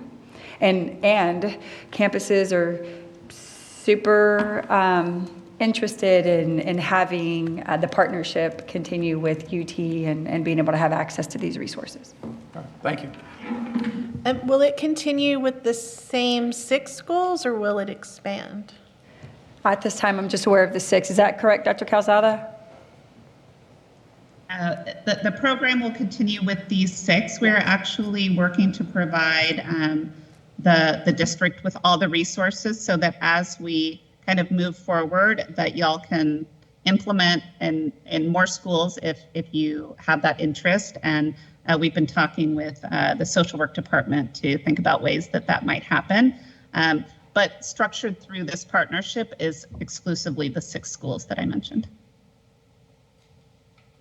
So I remember when this conversation started with SHAC about Parent Corps, and it has research, it's research-based. I think it was New York that we learned about the program they were doing there. So, and we started with 6. We started with only a few, but if I remember right, we only had so many schools that had a pre-K program at the time, and so they had to start with those. And since then, we've actually expanded our pre-K programs in the district. So if you're wondering why the number, if I remember right with my history, that's why we started with the ones that actually had pre-K programs at the time. So did I get it right? Yeah. I pay attention. All right. Does anyone else have any questions? Mark? Yes, I just wonder out loud, how many parents have been receptive to feedback, you know, and actually willing to maybe improve or look at guidance? Yeah, that's a great question. So the parenting program happens at the same time as Friends School. And so usually those 14 weeks happen from February through May.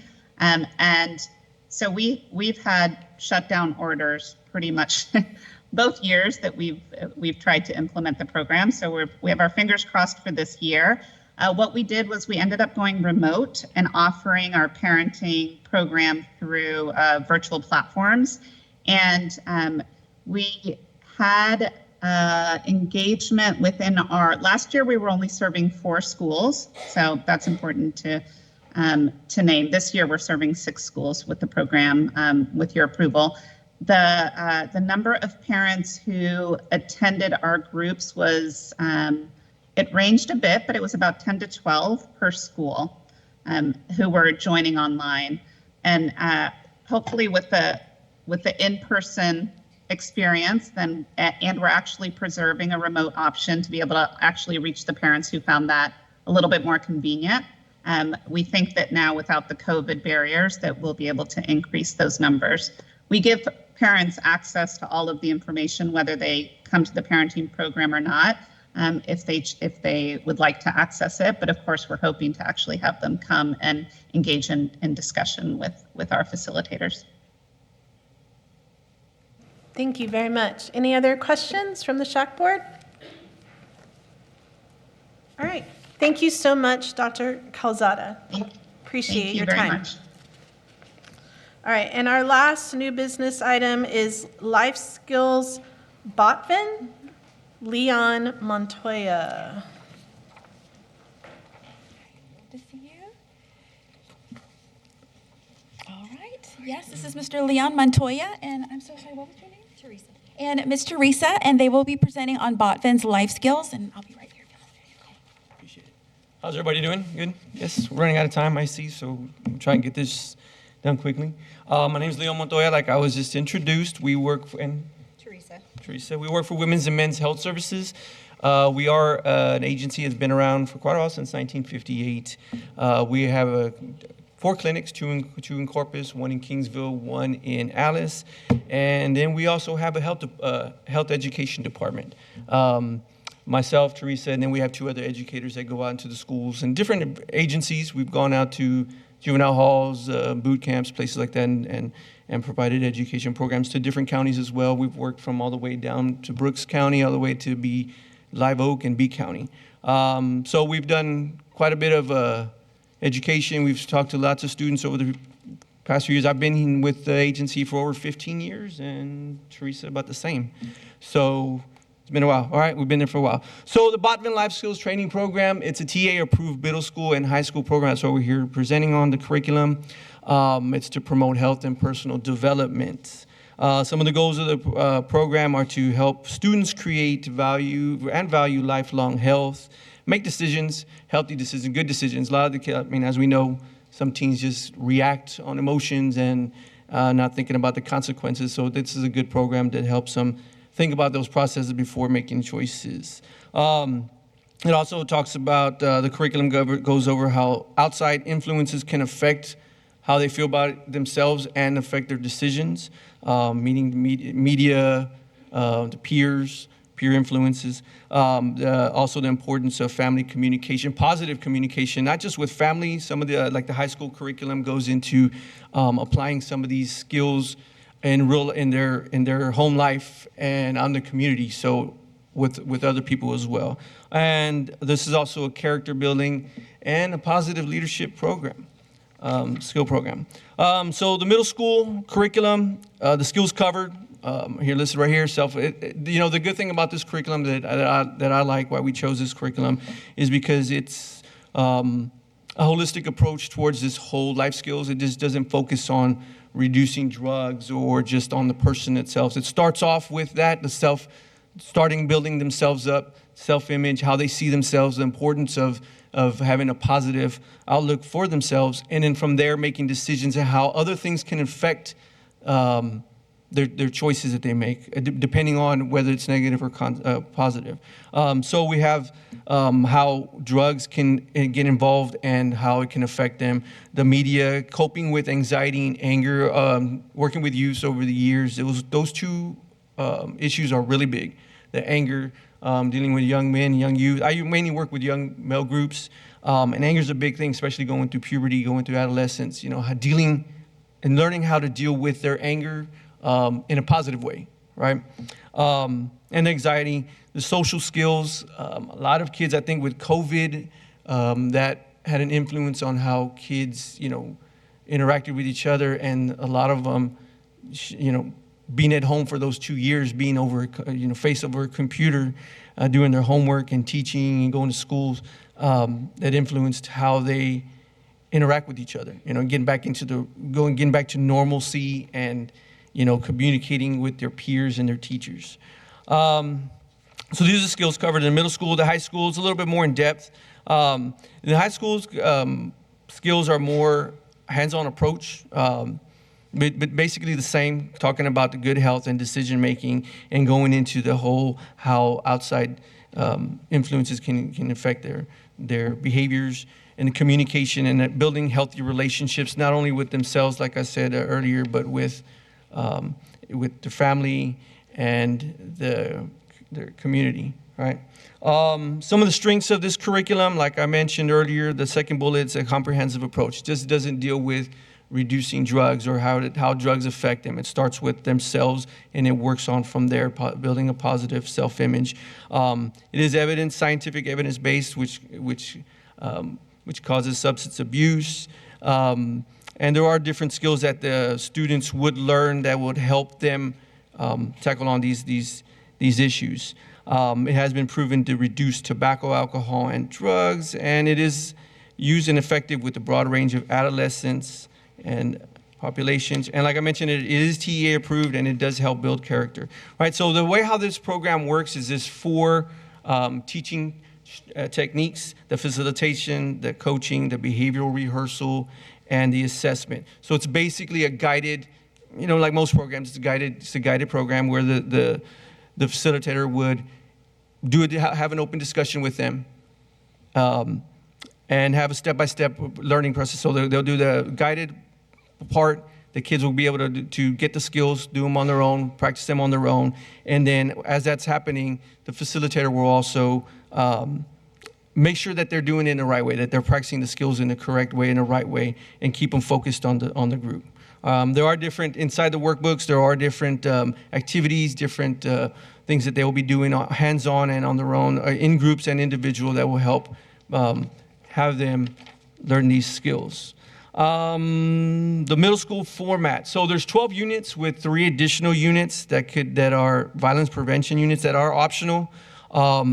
So there's 15 total, but the 3 are optional, like I mentioned. And these units are measurable, contain measurable student objectives, content, and classroom activities. Now, the bottom bullets, flexible, they can be tailored to meet different implementation schedules. I know that that's come up a few times, like where it will be implemented or whatnot. Usually when we schedule our groups with the schools, we try not to interfere with any of the core content. It's usually during PE. A lot of times we work with small groups, either through a case manager. We've worked with different case managers like community schools in the past. And they actually target the students themselves as to which ones would feel they would benefit from these programs. They don't have to be at risk. It could be open to anybody that would benefit from this stuff, this information. So it's small groups, like I mentioned. We do ask for parent permission. Anybody that participates in our groups would have to have a signed parent consent form. If they do not, they cannot stay in our classroom, in our groups. I think the big thing too that's important before getting into all of these, because these topics are pretty, they're pretty serious topics, is building rapport with the students. And I think that's where we, as facilitators, it's an important job is to, before we get into all these self-image and opening up about themselves and how they feel and all these things, building a rapport with the kids is and you do that by icebreakers. We're all teachers in here, right? And that way they feel comfortable setting boundaries for the groups too. I know that came up about if something comes up where someone shares and they don't want it to get out.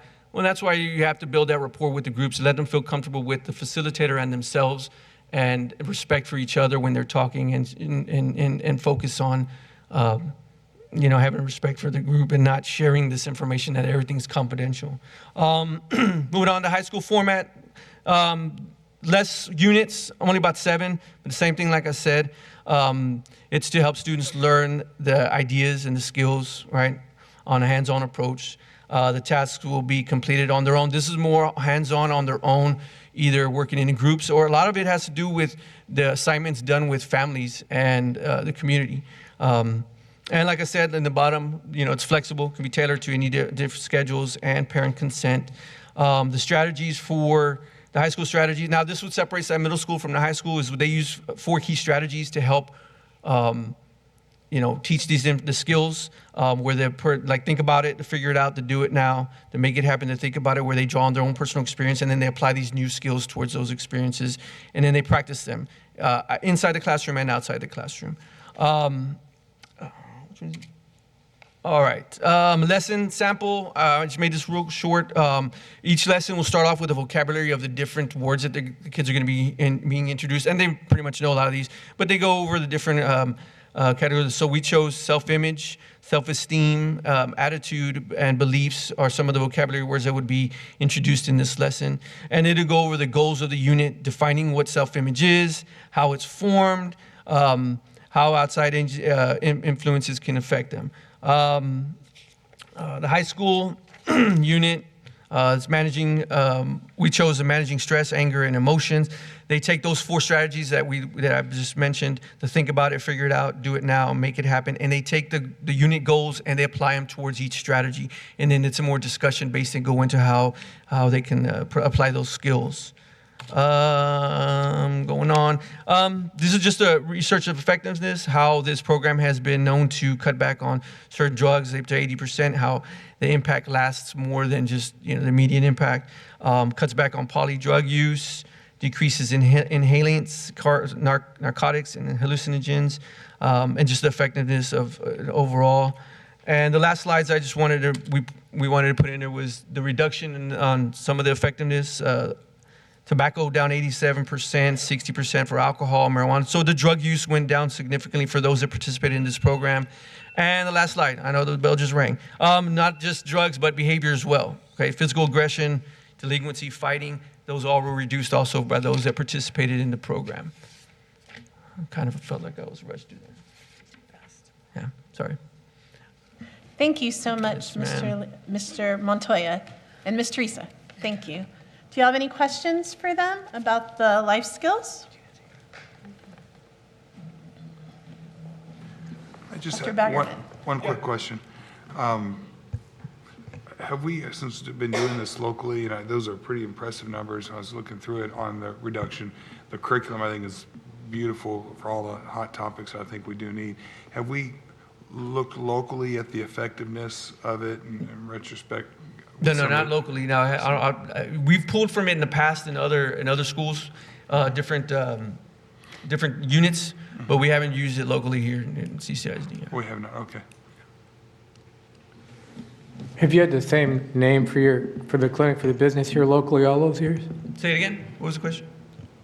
I know the place in Holly, but did it have a different name? Or is Oh, that right. same? We used to be South Texas Family of the Coastal Bend, right? South Texas Family Planning of the Coastal Bend. Then before was the Planned Parenthood of South Texas. Okay. Thank you. Do y'all have any other questions? SHAC?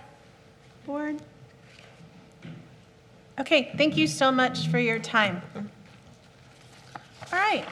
So I know we're running a little behind, but we're going to move on to, we will now have public comment on new business. After public comment on new business, we'll be voting on our 7 new business items. And so you got this. All right, Ms. Arizmendi. You bet. So Dr. Melissa Wilson for Parent Corps. Hi. So some of you know that I was on the SHAC for quite a few years, and I'm not on now. So I wanted for those new people to know a little bit about the background of Parent Corps, because she's in Austin. She's in Austin, Dr. Calzada, and it originated in New York City 25 years ago. So I grew up in Corpus Christi, Shannon Estates, Tom Brown, Carroll High School, and taught high school chemistry and biology, and then eventually became an endocrinologist here. And I work for the Morris L. Lichtenstein Junior Medical Research Foundation as director of medical research there. And over the years, I've also worked with the Texas Diabetes Council. And what I've learned through all of that vast experience is that I was really concerned about diabetes. And when I first came here, childhood obesity was starting. In 1990, and I came back in 92. And on the work with the Texas Diabetes Council, looking at the data, everything is correlated with each other in terms of education level and what happens in the home, income level, and then nutrition and exercise. And so one day I was reading the newspaper here, and there was a piece on Parent Corps and how they had instituted this, and this is several years ago when I read this program in New York City for parents mostly of immigrant children, because they wanted their children to do well in school, and they wanted to learn how to do that. And their data showed that what caught my eye right away was childhood obesity went down by 50% by second grade. I was like, whoa, I thought this was about all these other things. And that was an accident. They didn't have a section on nutrition or anything like that in there. It was just somebody decided to follow BMI. And I was like, oh my gosh, body mass index. They also closed academic performance gaps and increased graduation, et cetera, and how people behaved. So I just wanted to let you know that this came sort of from the SHAC and our search to find what's good for parents. It's so hard to get parents involved. And if we want to change the health, and the research that we're doing, the Medical Research Foundation is showing that the childhood obesity is actually showing up now with liver disease first, and then comes later the hypertension, insulin resistance, et cetera. And it's like, oh my gosh, how did this happen? And we're working with a scientist at A&M College Station that's showing via bench research that this is epigenetic and it's due to diet, and it can skip a generation, and that's what we're seeing. We're seeing the third generation. So I just wanted you to know there's a little history behind this. Thank you.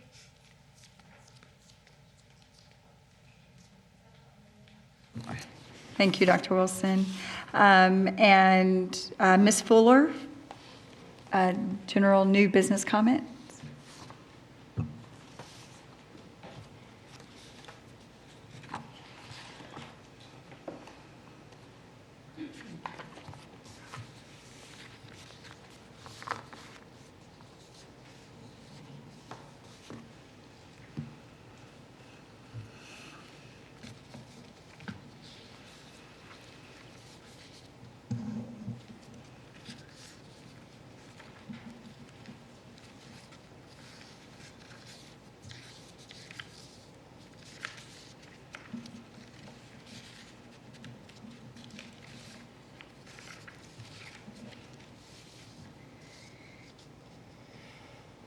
Thank you for your patience.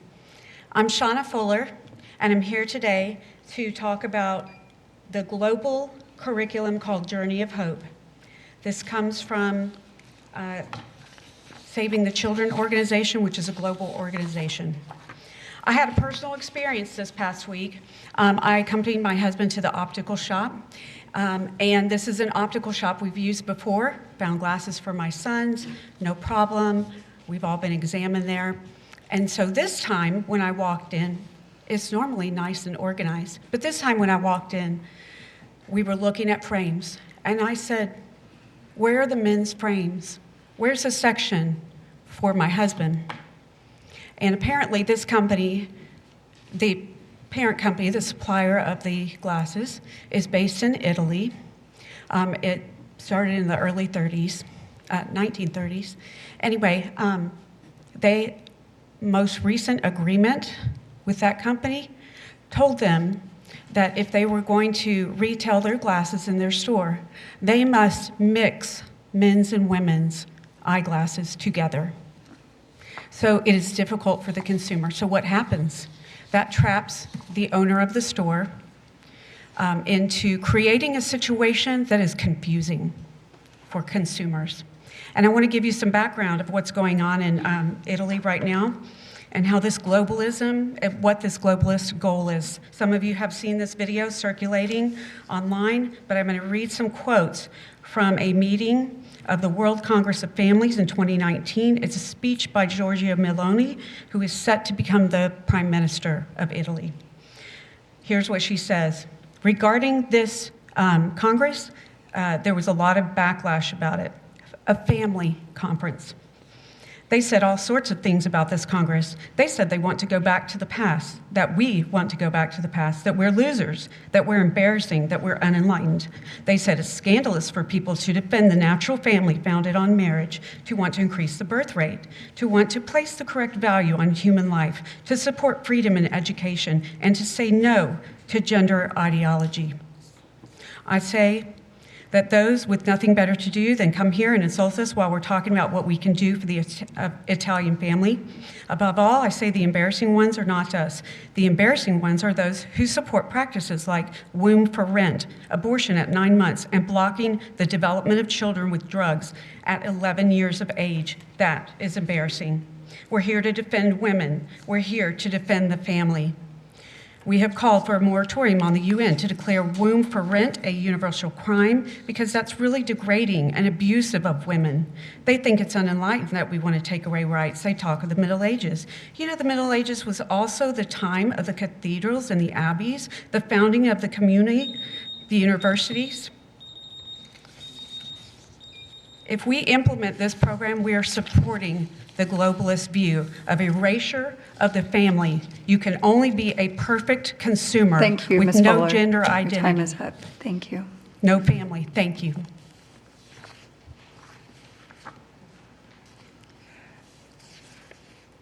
Okay, and Ms. Moore, I think your topics are the next round, whenever we do purple.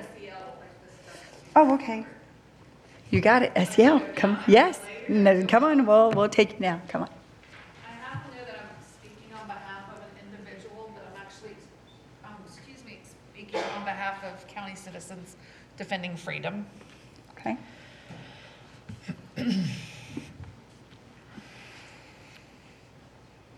My name's So, Carrie Moore. So I give 5 minutes then. Super. On behalf. Thanks. My name is Carrie Moore. I am a professional parent and the Education Division Leader for County Citizens Defending Freedom here in Nueces County. I am here to support the teachers, the children, the parents, and administrators for CCISD. I'm very concerned about the ways we are opening our district and teachers up for possible lawsuits. The age of consent in Texas is 17. Any curriculum that does not focus on the fact that there is no consent to sex under 17 in Texas is enticing minors to commit a crime by having sex. That's called solicitation of a minor. Over 60% of teens are practicing abstinence. Let's focus on that. I have provided you with the Texas Education Code regarding the sex ed curriculum, as well as the Texas Penal Code referencing solicitation of a minor. In 2020-2021, fourth grade math, 71% of fourth graders did not meet the math standard. 2021 math, 57% of fifth graders did not meet the math standard. 73% of sixth graders did not meet our math standards. In 2020-2021 reading, 68% of our fourth graders did not meet our reading standards. 60% of fifth graders did not meet our reading standards. And 74% of our sixth graders did not meet our reading standards. How many SEL curriculum does CCISD use? How many are we looking to vote on? We're adding more and more lessons and curricula for teachers to learn and implement in their classes every day that do not focus on the things in which American students are actively failing miserably. We need to immediately stop adding things for teachers to do, learn, and implement in their classrooms. Whether led by teacher or counselor, teachers are expected to reaffirm the things in these SEL sessions, which requires more time for them to learn them. Most of these require about an hour a week for SEL, for each curriculum. Each curriculum you vote for is less time children have to learn reading, math, science, history, less time for lunch, recess, or PE. From pre-K to 12th grade, with this much curriculum focusing on things like depression, anxiety, anger, aggression, death, sadness, grief, suicide, bullying, and reaffirmation of a trusted adult instead of a parent, kids need more time for recess, PE, lunch, and just time to be relaxed and are physical. This is also less time teachers have to grade, plan, and catch up on the endless tasks they're already required to do. Teachers cannot be expected to know each student intimately enough to know how and when a child is ready to talk about many of these subjects, which can cause real damage to how and when a child is ready to talk about many of the subjects. Which can cause real damage to children who are led to talk about things in which they're not ready. Maybe Tuesday is not a good day for Johnny to talk about grief. Maybe no one knows that his father died a year ago Tuesday. Maybe he needs his mother to take that role. Children are being marinated in feelings today while lacking ability to read and do basic math. Many children who are chosen to participate in the small groups are often the same ones who are unable to read and write at age standard. Let's focus on math and reading and the basics. Please let our teachers teach the basics. Stop overwhelming them with SEL and sex ed and stop opening them and the district up for possible lawsuits. Kids, by the way, do not keep juicy information about others to themselves, no matter how many times you remind them about confidentiality. When intimate details about a child get out, you have now opened up the child to more trauma, and this trauma was led by the teacher or district. For the last decade, we have been producing citizens who focus and react solely on emotion. Their ability to discern facts has been diminishing, just like their test scores. Society has become less and less able to communicate with facts in order to decide their position on a subject, and they use only their emotion. I find it fascinating that this correlates with our test scores regarding subjects that are based on facts. Decrease the time learning factual subjects in order to make plenty more room for emotional subjects leads to unstable citizens. I'm currently working on a spreadsheet that puts all of this in visual medium, and I'm not near done, but it's overwhelming to see how much is being put on these teachers and students. I'm asking you to stop. Thank you. Perfect. Okay, and that's all the public comment I have for new business. Okay, thank you. So since we have new people, this is how I wanted to say. For each one of the new business topics, I will say the name, and I always need a motion. So someone has to move, someone has to second, and then we'll vote. I will do that by calling roll, and you tell me what your vote is, and then it'll either pass or fail. We can have discussion after the motion is made and seconded, but for the interest of time, I just want y'all to know because we have 7 to get through. Okay? Are we good? Okay. All right. Our first new business item is Quaver Ready. Motion? Make a motion to accept it. Okay. Thank you, Mark. Second? I'll second. Okay. All right. Any discussion? So, on Quaver Ready, on their PowerPoint, it talked about Senate Bill 9 materials, and I just, for clarity and transparency, just what CCISD, I guess, did for that. So the Quaver Ready being presented has no Senate Bill 9 materials. So that the SEL component, it did for the previous, went for adoption through proclamation, and then I took to the board, that was. Very good. But for SEL, there's no Senate Bill 9. Okay. Please confirm. The lessons are the same, exactly the same, in regards to simplifying. That has already been passed. Those lessons have already been passed. But for the SEL that we're bringing forward. There are, I think, 2 that are exactly the same as what's already been passed. They're just mirrored in the So I guess that was my question. Okay. It was in the PowerPoint presentation, so I didn't know if it was removed as previously discussed before I left, or if it stayed. today.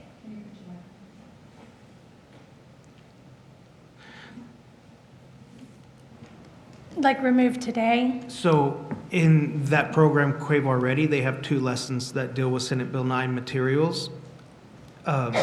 And I know that there was discussion about removing those and presenting SEL Quaver Ready without those, since those lessons were Right. exactly the same as they were already passed in Quaver Ed. Right. And I You're just correct. wanted to make sure, so we spoke about it, Yes. what CCISD decided to do with that. Yes, you are correct. Because it was already Okay. passed in the past. Okay. Previously, yes. Okay. Thank you. All right. Are we ready to vote? I believe so. So I'll just call your name. You say yay, nay, or abstention. Michelle Marker, yay. Mark Schauer. Yay. Dwayne Hargis. Yay. Leela? Yay. Dr. Eric Baggerman. Yay. Dr. George Woods. Yay. Julie Dye. Yay. Lisa McKenna. Yay. Aaron Pryor. Yay. George Lerma. Yay. All right, motion passes. Thank you. All right, next new business item, Journey of Hope Adolescent and Teen Curriculum. Motion?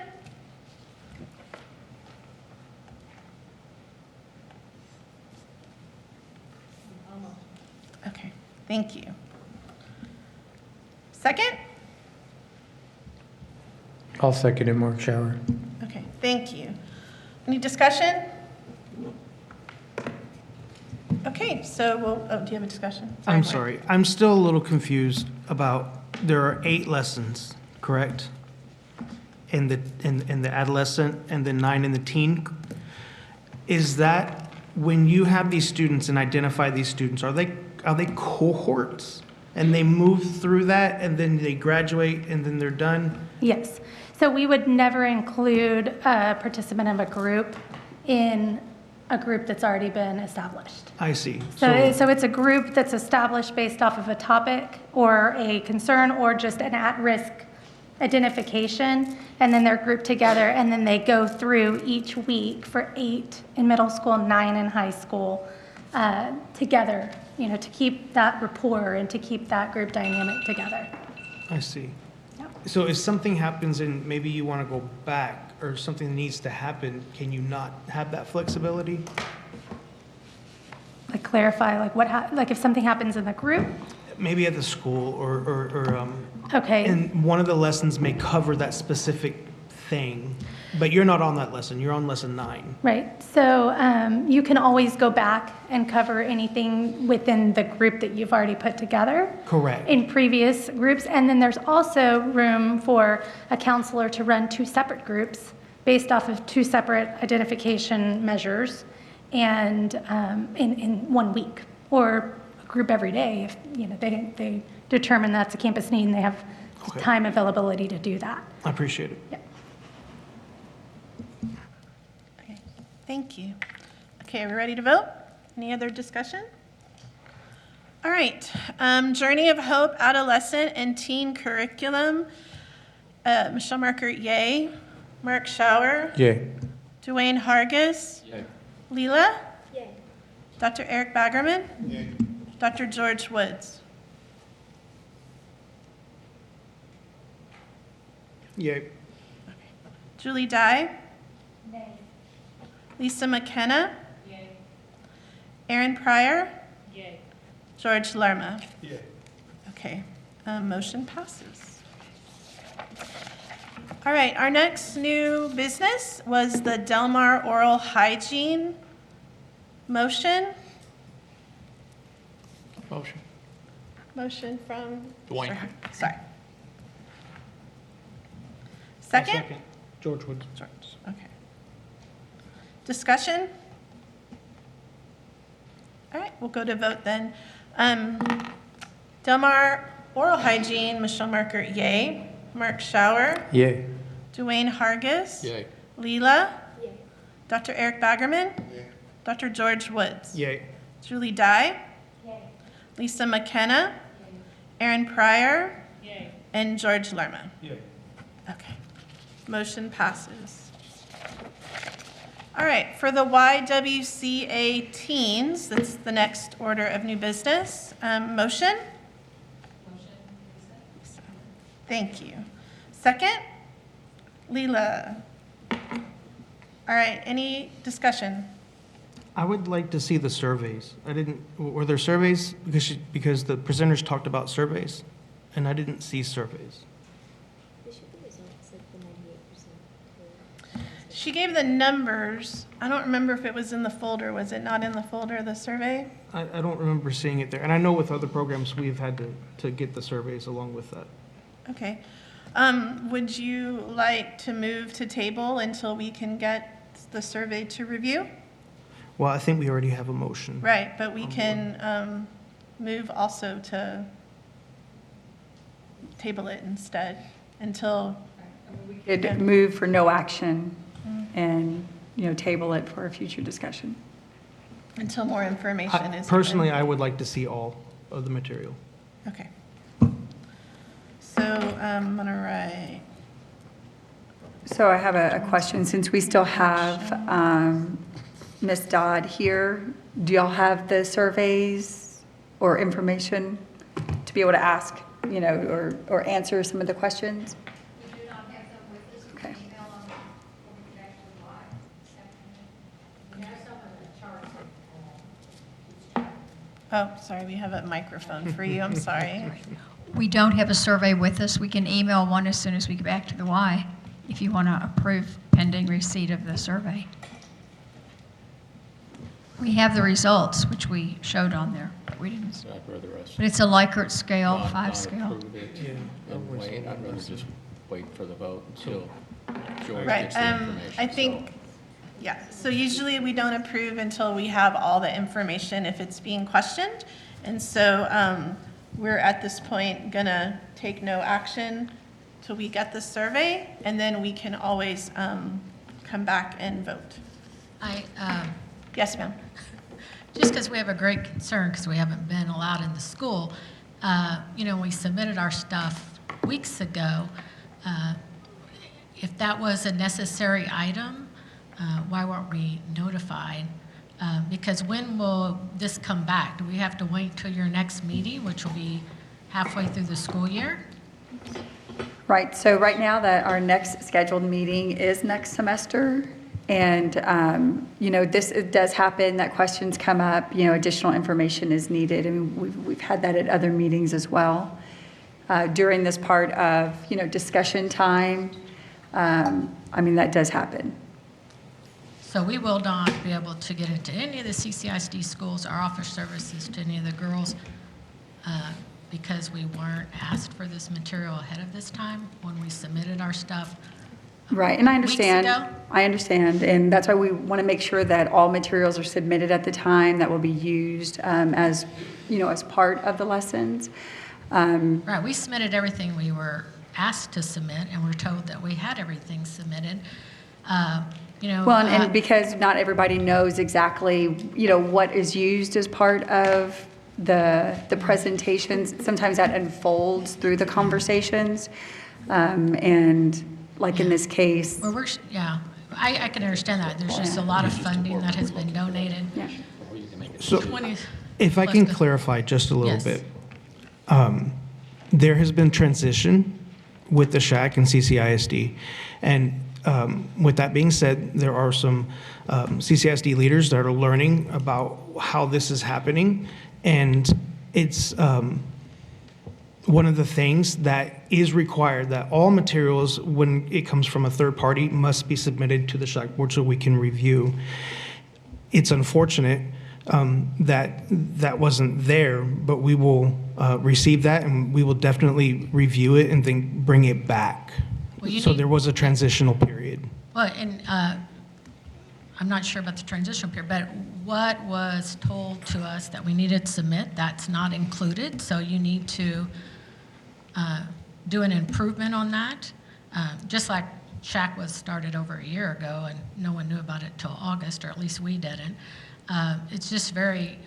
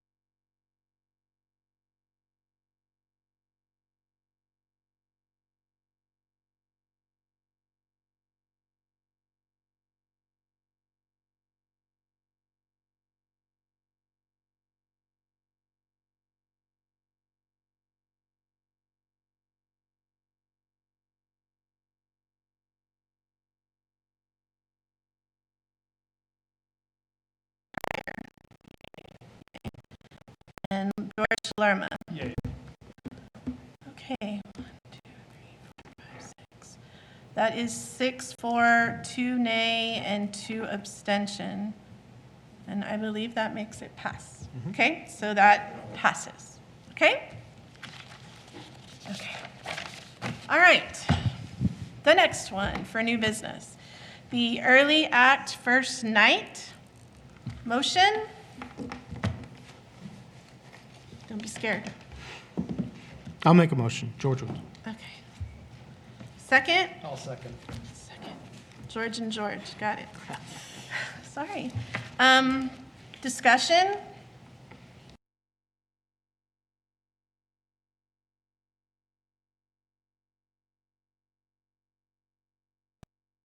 Hargis? Yay. Leela? Yay. Dr. Eric Baggerman? Yay. Dr. George Woods? Yay. Julie Dye? Yay. Lisa McKenna? Yay. Aaron Pryor? Yay. George Lerma? Yay. Motion passes. Okay.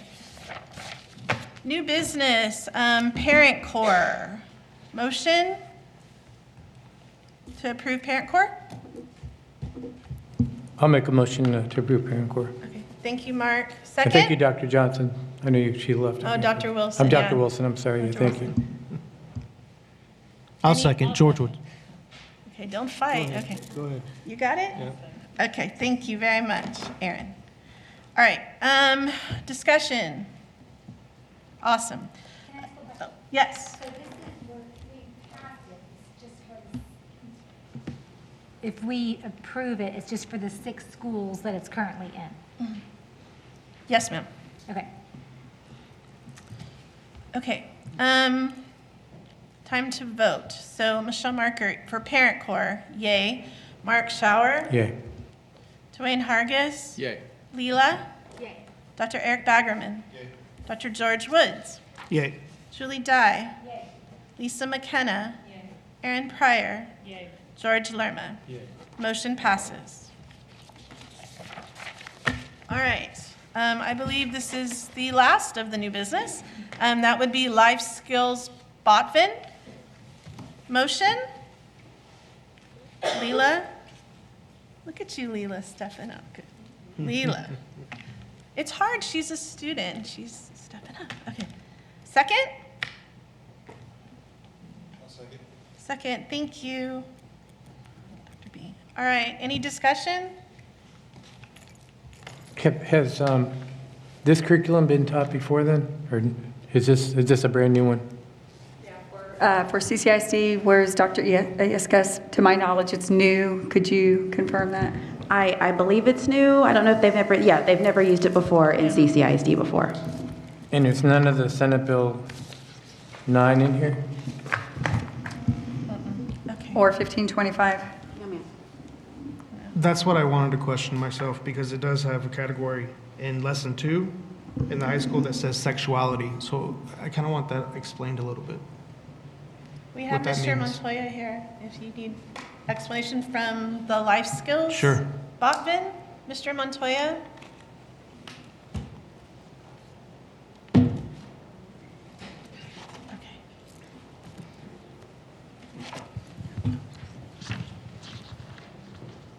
Which one was it again you were asking about?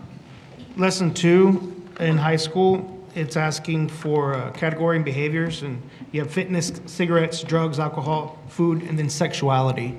It's in the teacher's edition, so I just kind of want to have an understanding of what that is.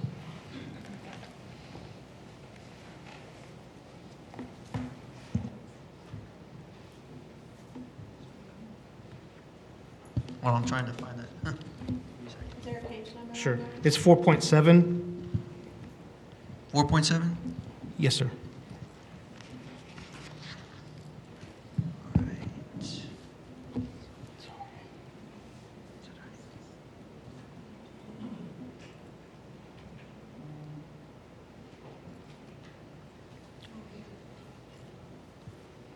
Oh, I see, okay.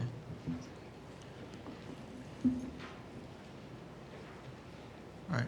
Okay, yeah, I mean, if there's any parts of the curriculum, activities or whatnot that have to deal with sexuality, we can just omit that part. mean, it's not something that has to be introduced to the students or whatnot. It's just so we don't have to, cross any with the House bills and all those rules that are passed. So it was my understanding that there was no sex education taught In this in the curriculum? No, not There's at all. none, no. None of it's taught. There's a mention in that teacher edition, but that could be easily omitted. But there's Right. no instruction whatsoever. In the middle school or the high school, there's no sexual curriculum at all. There's nothing on abstinence, on sexuality, anatomy, Safe sex reproduction. practices, none of condoms, that, abstinence. gender, Not at none of that all. stuff is mentioned in here. It's just this little section here, which can be omitted, like we just mentioned. Mila, may I change my motion? With the omission of that. Oh, we can add. So you would like to add to your motion with the omission of the teacher? Senate Bill 9. in the teacher edition? Yeah, in the teacher edition. Okay. Motion.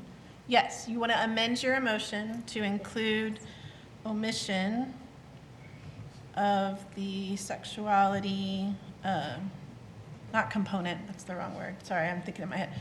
The words in the teacher's edition.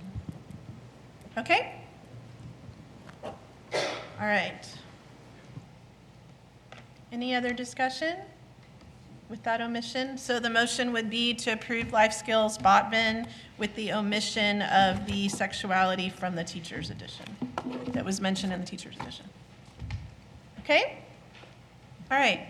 Are y'all ready to vote? I know. All right. So life skills Botvin, Michelle Markert, nay. Mark Schauer. Yay. Dwayne Hargis. Yay. Leela? Dr. Eric Baggerman? Dr. George Woods? Yay. Julie Dye? Lisa McKenna? Aaron Pryor? And George Lerma? Nay. Nay. All right. 1, 2, 3, 4, 5. Okay, motion passes. All right.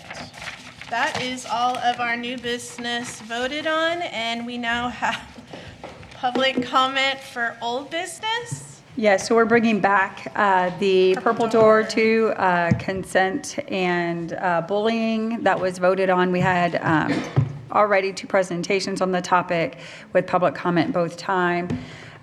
There was some question from community members about any conflict of interest on the voting, and now that we have a full installation of a board with our new members, we would like to go ahead and bring it back forward for vote. Our new members, along with our existing members, had access to review the materials ahead of time and ask any questions. But we do have this open for public comment as well. Again, just to afford another public comment.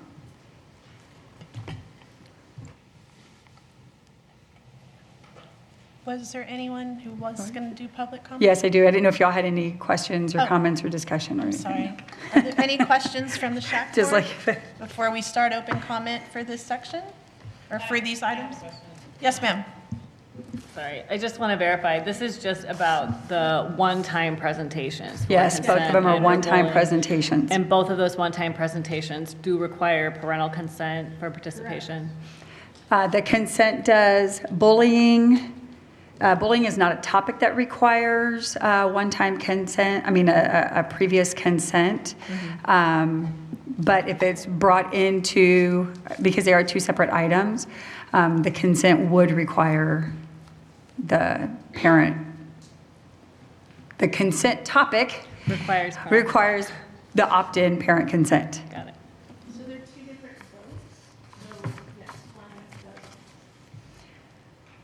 Any other questions from the SHAC board? Public comment? Okay, so yes, I do have public comment on this topic from Ms. Fuller.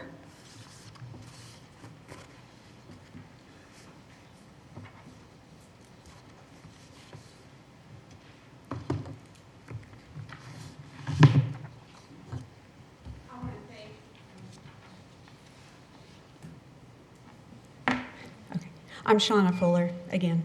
I want to thank y'all for being here today and for serving. I also want to thank the SHAC coordinator for bringing this irregularity in the voting on this issue the last time back and giving the SHAC another chance to examine the material and then make a decision. So thank you very much. I also want to remind the SHAC that when voting on the consent presentation, this falls under human sexuality instruction, which of course is why the parent opt-in would be required by the district for this material.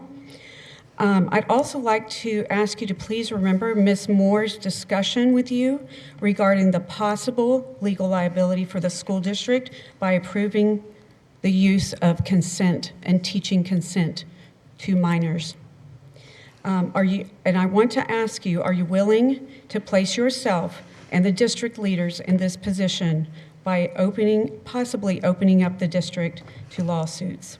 I'm asking the one who makes the first motion to think very hard before doing so. Thank you.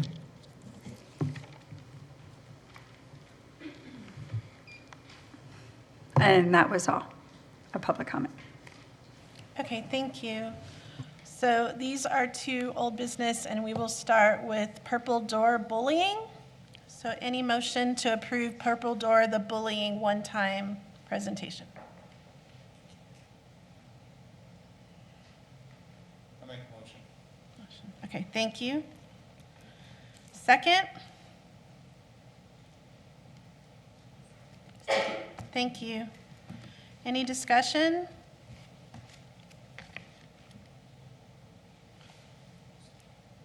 Okay, then we'll go straight to vote then. Purple Door bullying one-time presentation, Michelle Marker, yay. Mark Schauer. Abstain. Dwayne Hargis. I will abstain. Thank you. Leela? Yay. Yay. Dr. Eric Baggerman? Yay.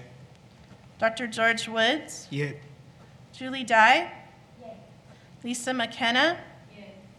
Aaron Pryor? Yay. George Lerma? Yay. Okay, motion passes. Thank you.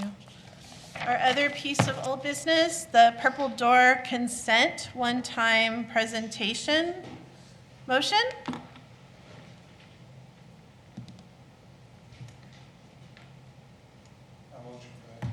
Okay, thank you. Dr. Baggerman, second?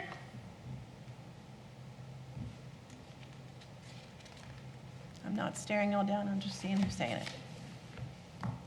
Second?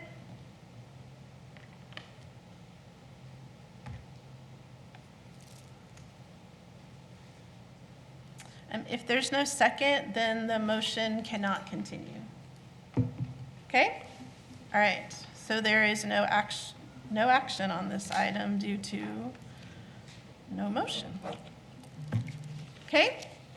All right. Cleared my stack. So, okay, let's finish this. So, yes, I'm sorry. If this were to come up again, or something very similar, I'm very much in favor of it because, going through all the lesson myself, the material given is very pertinent to young children. And for them to understand what's okay and what's not okay, because that's that slippery slope where they get abused.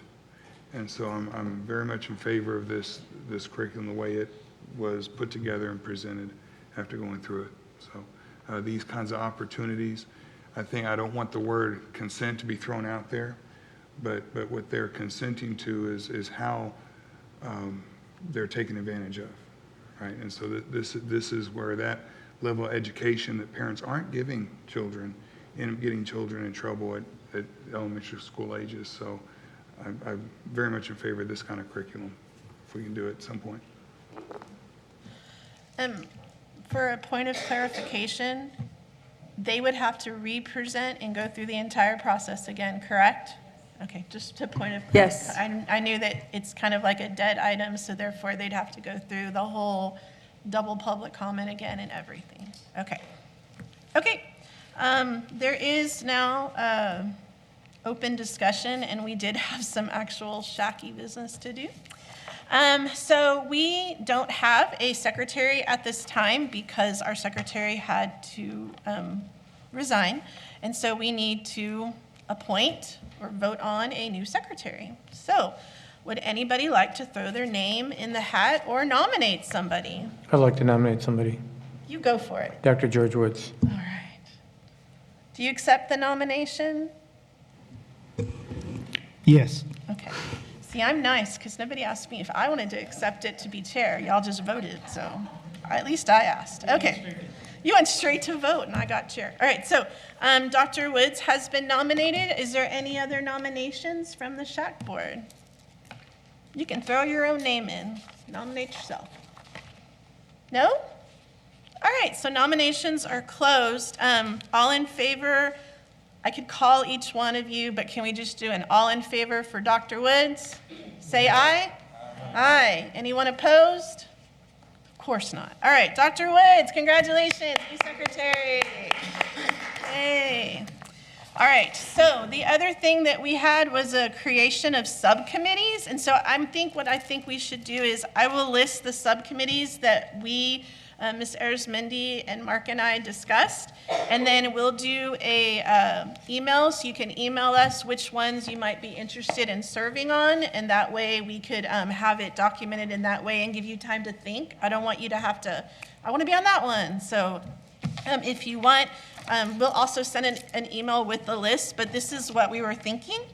A subcommittee for mental wellness for student and staff, a character education committee, a nutrition and health subcommittee, and then as always, every SHAC has a physical activity and fitness committee. So that would be 4 different subcommittees. If there's any other that you would like to suggest, you're more than welcome to, but we don't want to have too many subcommittees. We'd like to have at least 2 to 3 people at least on each of these. Could you read them one more time? Sure. Mental wellness for students and staff, character education, nutrition and health, and then every SHAC has to have physical activity and fitness.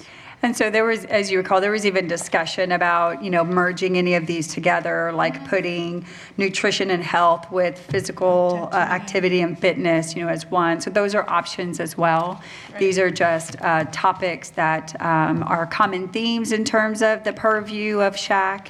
And we are large enough that they may need to be separated, large enough as an entity that they may need to be separated, or, we could just make a super committee and, combine them. Same with character education. We are required by SHAC to ensure that we approve a program for our comprehensive school counseling. That's where our character education comes in, because our school counseling is character ed. And so I know there's a lot of confusion about that out there. So I just wanted us to know that that is a requirement of SHAC, and TEA has also said, yes, y'all have to review any character ed that's moving forward. And we have separated that from mental illness, because mental illness is quite compounded and not necessarily naturally living into a character ed role, but if it's something y'all want to combine, that too is an option. Okay, thank you so much. Yeah, the subcommittees over the years, I've done SHAC, I think, for like 10-ish years, and 10 plus, I think. So, yes, it's different. So there's different subcommittees. We used to just have a few. But we will send this out in email form, and you can let us know which ones you might be interested in, and then we could form our subcommittees. Okay? All right. So according to what I see, it is closing comments. So thank you so much for sticking with us till 3:45. We really appreciate your time and that you're here. And I think our meeting is adjourned. I need a gavel. We're adjourned. No.